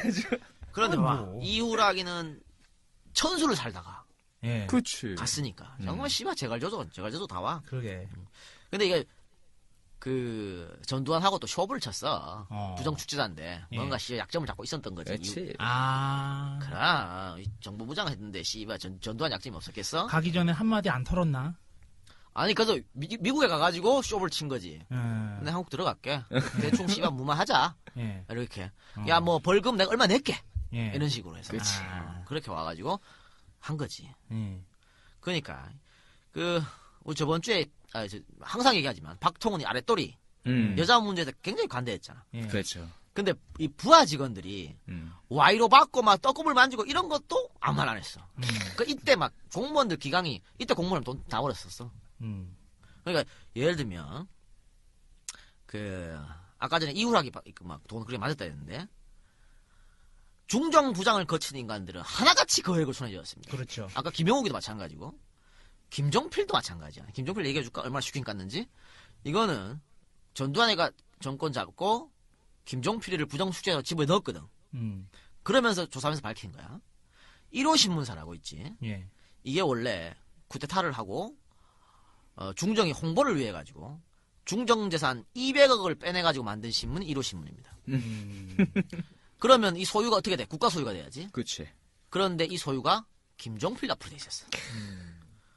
200억, 어? 그 다음에 이거 완전 김종필 사유재산이 돼버린 거지. 그렇죠. 그 다음에 제주도 감귤 농장이 있는데 당시 80년대 시가로 28억 원. 이야. 지금 같으면 뭐 한 300억 되겠지. 좀 넘겠죠. 넘겠지, 그지? 그 다음에 서산의 땅이 37억 원. 예. 이것뿐만이야? 자택에서는 순금 칼이 나왔는데 300돈입니다. 이게 300돈. 씨야, 300돈 칼이 어딨어? 그 다음에 황소는 50돈짜리 황소 발견하고 골동품 1억 3천만 원어치. 현금과 예금을 뒤져보니까 43억 원. 야, 저런 집을 털었어야 되는데 그 대털 조 누가 그 조세영이? 조세영이 이런 애들이. 이게 전부 어디서 나왔어? 김종필이 집에서 나온 거야. 아까 그 4대국 사건. 예. 그 중에 어마어마한 돈이 또 김종필한테 들어갔겠지. 우리 조용필 형 대단하다 진짜. 응? 이런 사람들인데 뭘 씨야 박정희가 깨끗했니 나만이 하고 지랄하고 있는 거야. 그러니까 자기가 먹고 막 싸지르고 이런 거 잘하니까 밑에도 그렇게 시키는 거야. 보고 배우는 거지 뭐.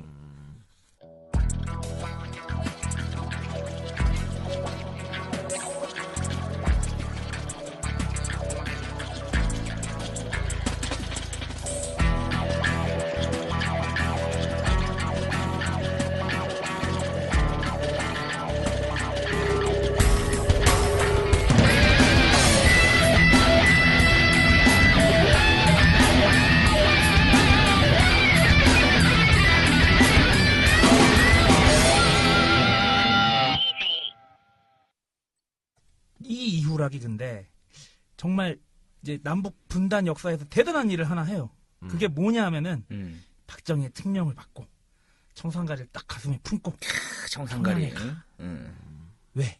김일성 만나러. 청산가리를 왜 갖고 간 거야? 뭐 안 되면 죽으려고 그러는 거지 뭐. 그냥 씨발 고문 받느니 차라리 죽자. 그렇지. 근데 딱 갔는데 어서 오시라고 막 딱 이걸로 너무 환대를 해주니까 일상이. 이거 뭐지? 청산가리 필요 없겠는데? 딱 그러고 이제 무사히 돌아와서 그 작품의 결과로 나오는 게 7.4 남북 공동 성명이죠. 그렇지. 근데 이 청산가리 얘기가 나와서 갑자기 생각나는데 청산가리가 존나 맹독성입니다. 그렇죠. 이거 그냥 입에 담아 그 순간 당천이야. 그렇죠. 그치. 그런데 이거 처먹고 4년이 있어. 기네스북에 올라야 돼, 씨발. 그게 김현이야, 그게. 그러게. 그거 처먹고 살았어. 그것도 캡슐을. 말도 걔 족도 안 되는. 이거는 다음 시간 KCIA2에서 합시다. 그러게. 완전 웃긴 거야, 이거. 그때 하기로 하고. 다 이야기 돌아가면. 7.4 남북 공동 성명을 박정희하고 김일성이가 공동 발표하지. 근데 여기 야로가 있어요. 자, 무슨 야로냐? 7.4 남북 공동 성명은 72년 7월에 발표가 되는데 그 3개월 뒤에 뭐가 있었냐면 유신이 선포. 그렇죠. 10월 유신. 근데 웃긴 게 뭔지 알아? 북한의 사회주의 헌법도 72년 12월에 채택되는 거야.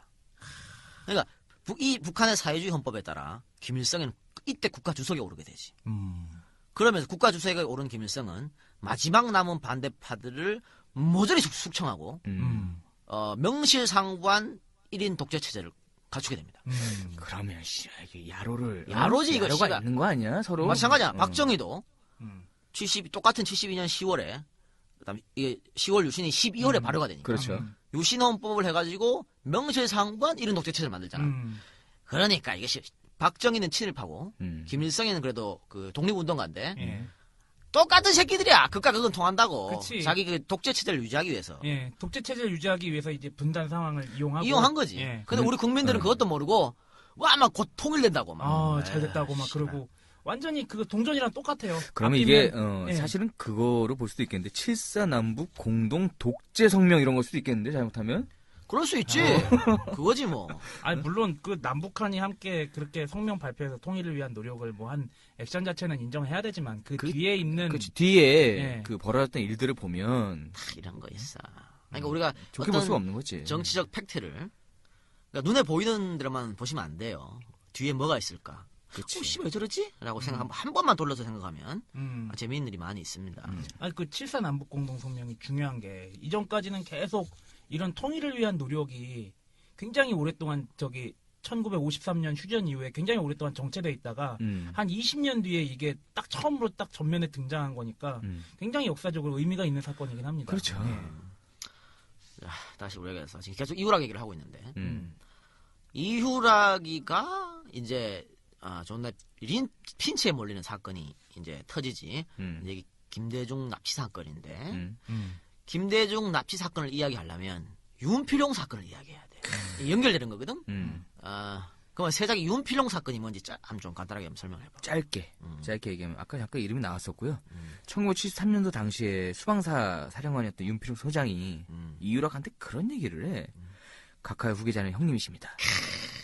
김춘추도 당나라에 갔다 와서 왕이 되지 않았습니까? 라는 이빨을 깠는데. 그러니까 김춘추 당나라는 김일성 북한 이게 그렇지. 그걸 이제 빗대가지고 얘기를 했는데 요게 이제 그다음 윤필용이를 필두로 해가지고 그 밑에 있던 애들이 쿠데타를 모의했다는 혐의로 전부 처벌이 돼. 그러니까 아까도 얘기했지만 박정희는 2인자 발언을 존나 싫어하거든. 그렇지. 그렇죠. 2인자가 있으면 안 돼. 용납이 안 돼. 예, 그런데 지금 윤필용이가 이후락이를 2인자라 그랬으니까. 그렇지. 씨야 빡이 돈 거지. 근데 이게 야로가 있는 게 윤필용이가 하나의 수장이었거든. 그래서 이런 얘기가 있었어요. 참모총장한테는 세배를 안 가도 윤필용이한테는 간다는 얘기가 있었어. 근데 이때 이거지. 그러니까 둘 중에 하나를 놓고 박통이 제껴가지고 본보기해 보인 거야. 이거는 실제로는. 이게 왜 나왔냐면 이게 미 국무부 3급 비밀문서에 따르면 이 사건은 사실 목표가 이후락을 제거하기 위해서 윤필용이 꾸몄던 건데 박통이 이후락을 선택을 하는 거야. 그러니까 윤필용이가 유탄을 맞아. 그렇지. 참고로 김춘추는 고구려에도 갔다 왔어요. 그렇죠. 예. 이때 요거는 이런 팩트들이 많이 나와 있으니까. 근데 아쉬운 게 하나 또 있지. 이때 사건 처리를 주도했던 박정규가 딱 한 그룹을 군 내부에서 한 그룹을 살려. 이게 누구냐면 11기. 그러니까 전두환 노태우야. 그래서 이게 비극적인 역사가 여기서부터 또 이어집니다. 처리 못하는 거지. 그러니까 윤필용이는 이때 물러나는데 옷 벗는데 그렇지. 나중에 전두환이 정권 잡고 또 씨발 완전 다시 살아나지. 아, 하나의 대부니까. 그렇지. 완전 드래곤볼 손오공이구만. 린치에 물렸다가 다시 부활하니까 더 강해지고. 아유, 씨. 어쨌든 이 윤필룡 사건 때문에 그 이구라이가 좀 쫄았어. 그렇지. 왜냐면 자기도 그렇게 될 수가 있거든. 어쨌든 본보기 씨발 보여준 거 아니야. 윤필룡이가 이인자 얘기했다가 그걸 자기를 얘기했으니까 예. 아, 씨 이거 박정희한테 줬다는 거 아닌가 이런 생각 쫄아한 거야.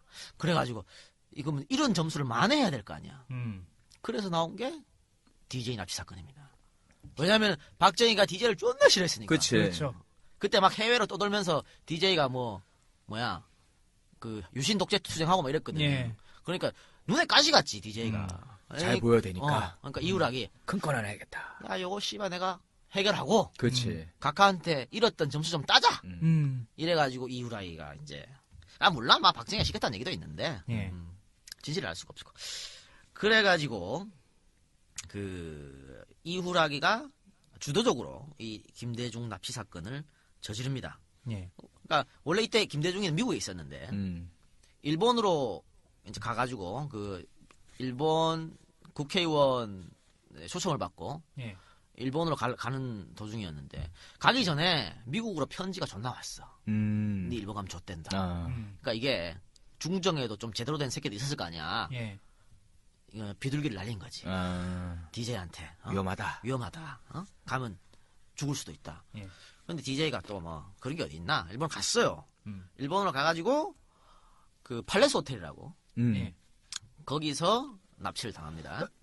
근데 이것도 뭐 중간에 아주 재밌는 야로가 많은데 그건 다 할 수 없으니까 어쨌든 거기서 마취제 우리 영화에서 보는 거 있잖아. 그렇지. 이거 딱 하면 그걸로 마취 당해가지고 이 호텔에서 빠져나오게 되는데 이 새끼들이 덜미를 어떻게 잡혔냐면 주차비를 안 내고 갔어 호텔에서. 이 납치범들이 주차비를 안 내고 가니까 주차요원이 이 새끼들 뭐야 하면서 남발을 적어놨지. 경찰이 와가서 차 남발을 조사하니까 한국 총영사관 소속이야 이 차가 씨발. 우리나라 첩보하는 새끼들이 이렇게 지금 뒤가 좀 이렇게 아니, 허전해 머리해 이거.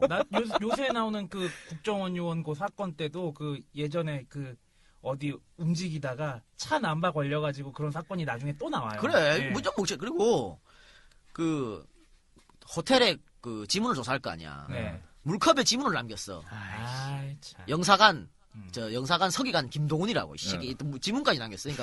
그러니까 우리가 했어. 이걸 아주 그냥 떳떳하게 내보인 거야. 이런 것들이 무슨 중정 요원이야. 아니 저기 사채 받으러 다니는 애들도 대포차 쓰고 대포폰 써가지고 흔적이 안 남아요. 그래. 나 진짜 웃긴 새끼들 진짜. 하여튼 이래가지고 납치당해가지고 그 현해탄으로 가지. 그렇죠. 가는데 그 중에 이제 가는 도중에 용금호라고 나옵니다. 이게 용금호가 나중에 보니까 중정 소속 배야. 용금호로 이제 작은 보트에서 김대중을 용금호로 옮겨 싣지. 옮겨 싣고 지하에 가둬 놨었는데 3시간 정도 지나서 이제 갑판으로 끌어올립니다. 김대중이를. 그래서 손을 뒤로 묶고 그다음에 돌덩어리를 그치, 허리에 묶은 거야. 던져버린다. 그렇지. 던지면 끝이지 뭐. 바다 한가운데서 씨발 태평양 한가운데서 저기 뭐. 저기야 돈 받으러 다니는 사람들이야? 완전 이건 끝이야. 끝인데 그러니까 그때는 김대중은 끝났다 씨발 내 인생은 여기서 끝나는구나 이렇게 생각한 거지. 그런데 여기서 씨발 김대중을 도와준 사람의 생각이 나타나는 거야. 누기? 미국이지 미국 씨발. 그치. 세계 깡패 미국. 그러니까 이때 CIA 한국 지부장 하비브라고 있어요. 하비브가 이제 그 CIA 일본 그리고 한국 요원들한테 지시를 내리지. 야 찾아라. 김대중이 납치됐는데 찾아라. 그러니까 CIA가 뛰어나다는 게 이거지. 그러니까 오리지널 CIA. 오리지널 CIA야. 24시간 만에 알아냅니다. 누가 납치했는지 이름까지 알아내버려. 씨발 이래서 KCI 개새끼들 정신 좀 차려. 이거 국가망신이다. 이거 뭐 잘했고 잘못했고를 떠나서 이런 정보기관이 이렇게 다른 나라 정보기관보다 개 허접하다는 거는 대포차 타라고 대포차 이런 그런데 이때 하비브가 뭐라고 찾으라 그러면서 뭐라 얘기하냐면 24시간 안에 찾으라 그랬어. 그 박정희는 24시간 안에는 절대로 김대중이를 죽이지 않고 미국 눈치를 볼 거다. 그 안에 찾아내라 이랬단 말이야. 근데 24시간 안에 찾아가지고 CIA가 파일을 하비브한테 줬을 거 아니야. 그렇지. 하비브가 그 파일을 들고 그 다음날 박정희를 찾아갑니다. 박통, 당신 납치했지? 김대중이 죽이면 줬대, 당신도 줬대. 이렇게 되니까 그 용구모, 용구모로 무전이 날아오는 거지. 띠리띠리띠리띠리 풀어줘. 살려서 될 거야, 살려서 될 거야. 풀어줘. 근데 뭐 이런 것도 있었어. 근데 뭐 그 김대중 얘기로는 헬기 소리가 막 났대. 그래가지고 살았다는데 김대중 이때 안대를 한 상태였어요. 예. 그러니까 이 상황을 몰라 김대중. 근데 그 헬기가 안 떴다. 그 헬기는 미국 헬기가 아니고 일본 헬기다 이런 얘기도 있고 확실한 건 전화가 간 거야. 용구모로 무전이 가가지고 살아난 거지. 그래 김대중이 돌아오잖아. 돌아와서 이제 김대중 납치 사건 때문에 한일 관계가 악화됐죠. 엄청나게 악화되죠. 그래가지고 저 예전에 얘기했지만 그 정부기관 그 근현대사 외국 자료 보는데 TK 해가지고 굉장히 많은 문건들이 남아있어요 지금. KT지 씨발라 뭘 TK야. TK는 그렇구나. KT. 죄송합니다. 공장명이 KT 공작이니까. 그렇지. 이 김대중 납치상 공장명 KT 공장명. 그래가지고 워낙 시끄러워지니까 이 김종필이 특사로 파견됩니다 일본에. 이때 수상이 다나카였는데 로키드 사건으로 구속된 다나카. 예. 이 다나카에게 종필 형이 현금으로 3억엔을 안기고 나카 형 씨발 이제 그만하자. 씨발 대중이 문제는 좀 그만해 이제. 이래가지고 조용해진 거야. 이건 아까 얘기한 문명자가 자기 사전에 쓴 건데. 더 재밌는 거는 이렇게 했는데도 그 일본 내 반환 시위가 끊이지 않았거든. 예. 이 반환 시위를 한 방에 없애버린 게 유용수 암살 사건이지. 그렇지. 에이 씨발. 참 똥구리 냄새 나는 유용수 암살 사건. 저는 설마 박정희가 그걸 시켰다고 생각하지 않습니다. 그 말도 안 되는 그런 일이 있어. 그렇죠. 저 유용수 죽고 박정희가 얼마나 울었는데. 그러게. 그건 개씨 말도 안 되는 소리고. 그런 주장하는 그 집안이 눈물이 많아.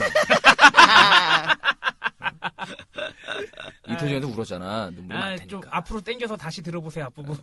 하여튼 그래요. 자 그리고 그렇게 이렇게 일이 일어나고 이후락이가 물러나지. 예. 그리고 이제 유신은 그 전에 됐었고. 근데 유신은 사실 누가 만들었냐면 이후락이가 만들었어. 박정희가 이후락이한테 이런 거 만들어봐라 해가지고 이후락이가 김기춘 알지 옛날에 검찰총장. 검찰총장하고. 그렇죠. 예. KBO 그것도 하고. 예. 한나라당 소속. 예. 초원 북국집 사건 터뜨리는. 그렇죠. 노통 탄핵할 때도 검사로 있었어 이 새끼가. 이 새끼라고 만네 죄송합니다. 하여튼 그런 사람인데 이때 검사였지. 검사 김기춘, 학자 한태연, 갈봉근 이런 사람들 시켜가지고 만든 게 유신헌법이야. 개새끼들. 그때 이 후락 다음에 이 유신헌법의 철저한 수호신을 누가 했냐면 신직수 중앙정보부장입니다. 처음에 차장했던 그 양반. 아까 얘기했던 차장했던 그렇죠. 법무부 장관 출신인데 1차 인혁당, 2차 인혁당 전부 이 사람이 만든 겁니다. 이때 유경수 암살 사건도 일어나고. 그렇죠. TV에도 나왔던 장준하 암살 사건도 일어나죠.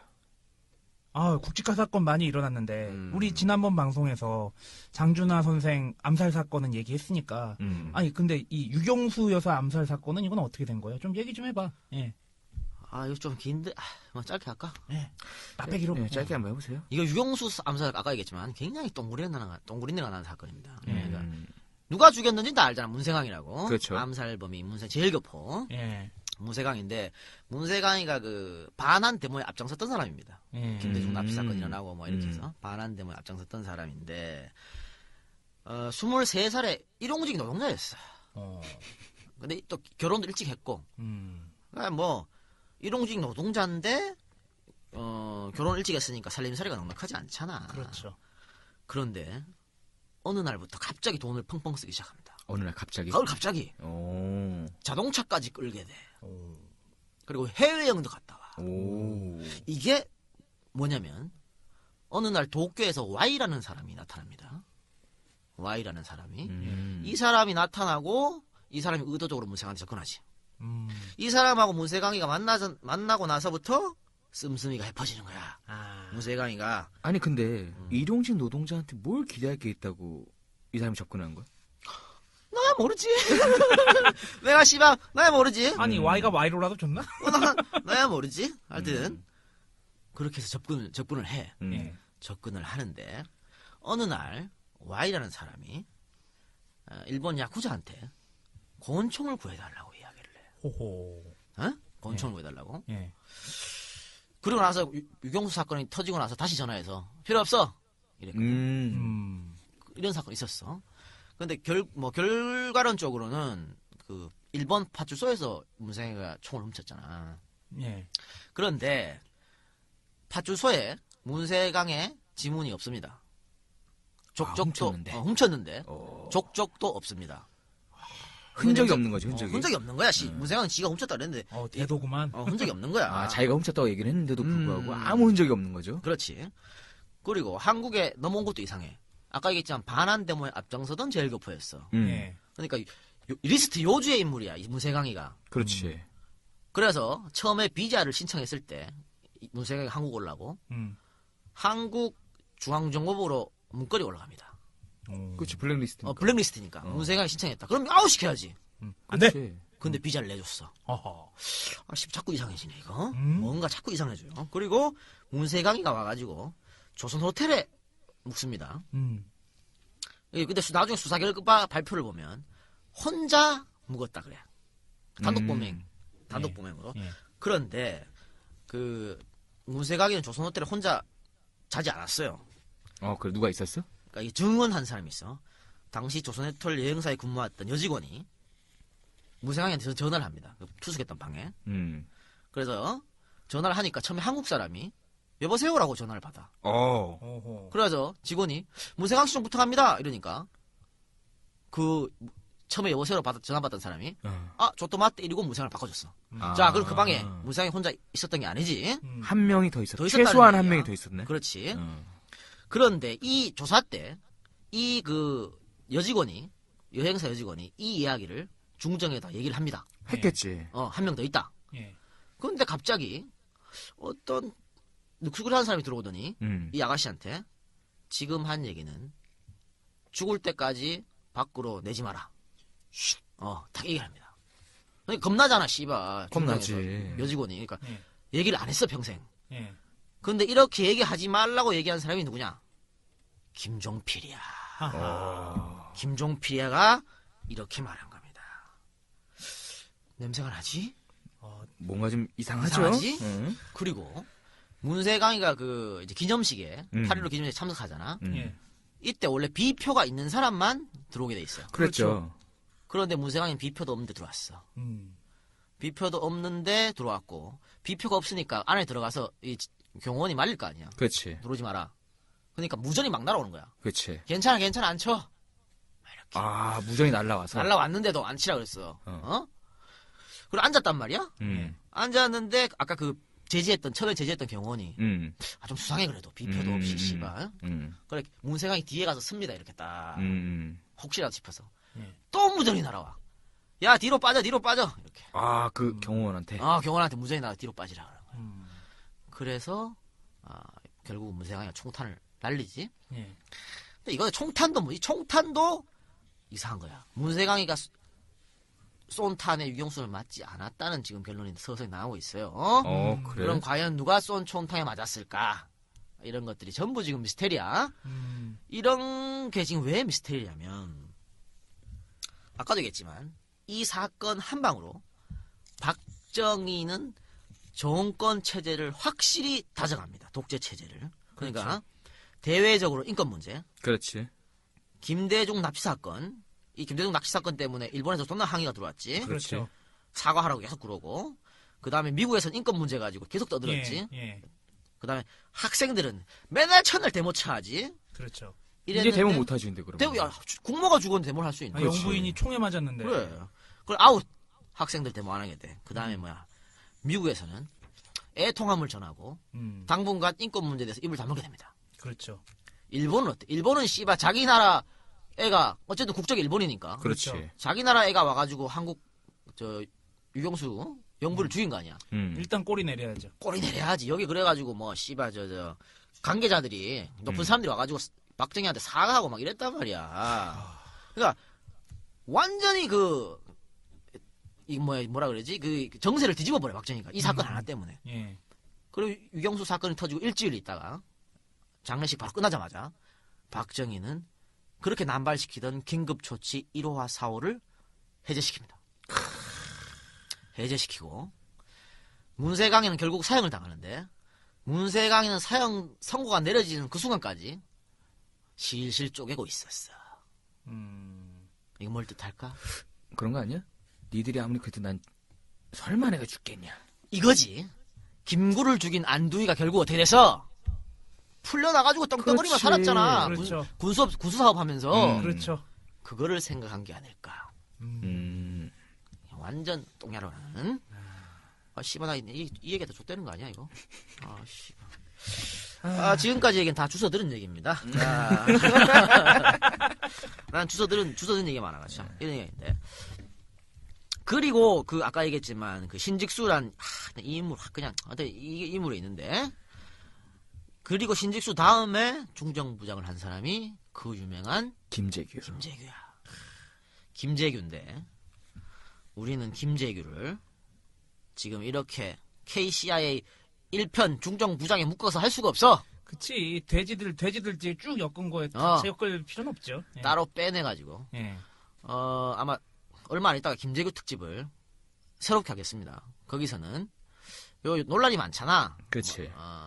김재규의 역사적 재평가가 이루어져야 된다. 그렇죠. 예. 자, 봅시다. 그럼 김재규는 자기를 키워줬던 그 대통령을 살해한 아주 파렴치한 살인마인지 민주주의를 위해 대의를 성공시킨 민주지사였는지는 중요한 얘기하는데 묻자고 지랄이야. 우리가 한번 이야기해보도록 합시다. 예.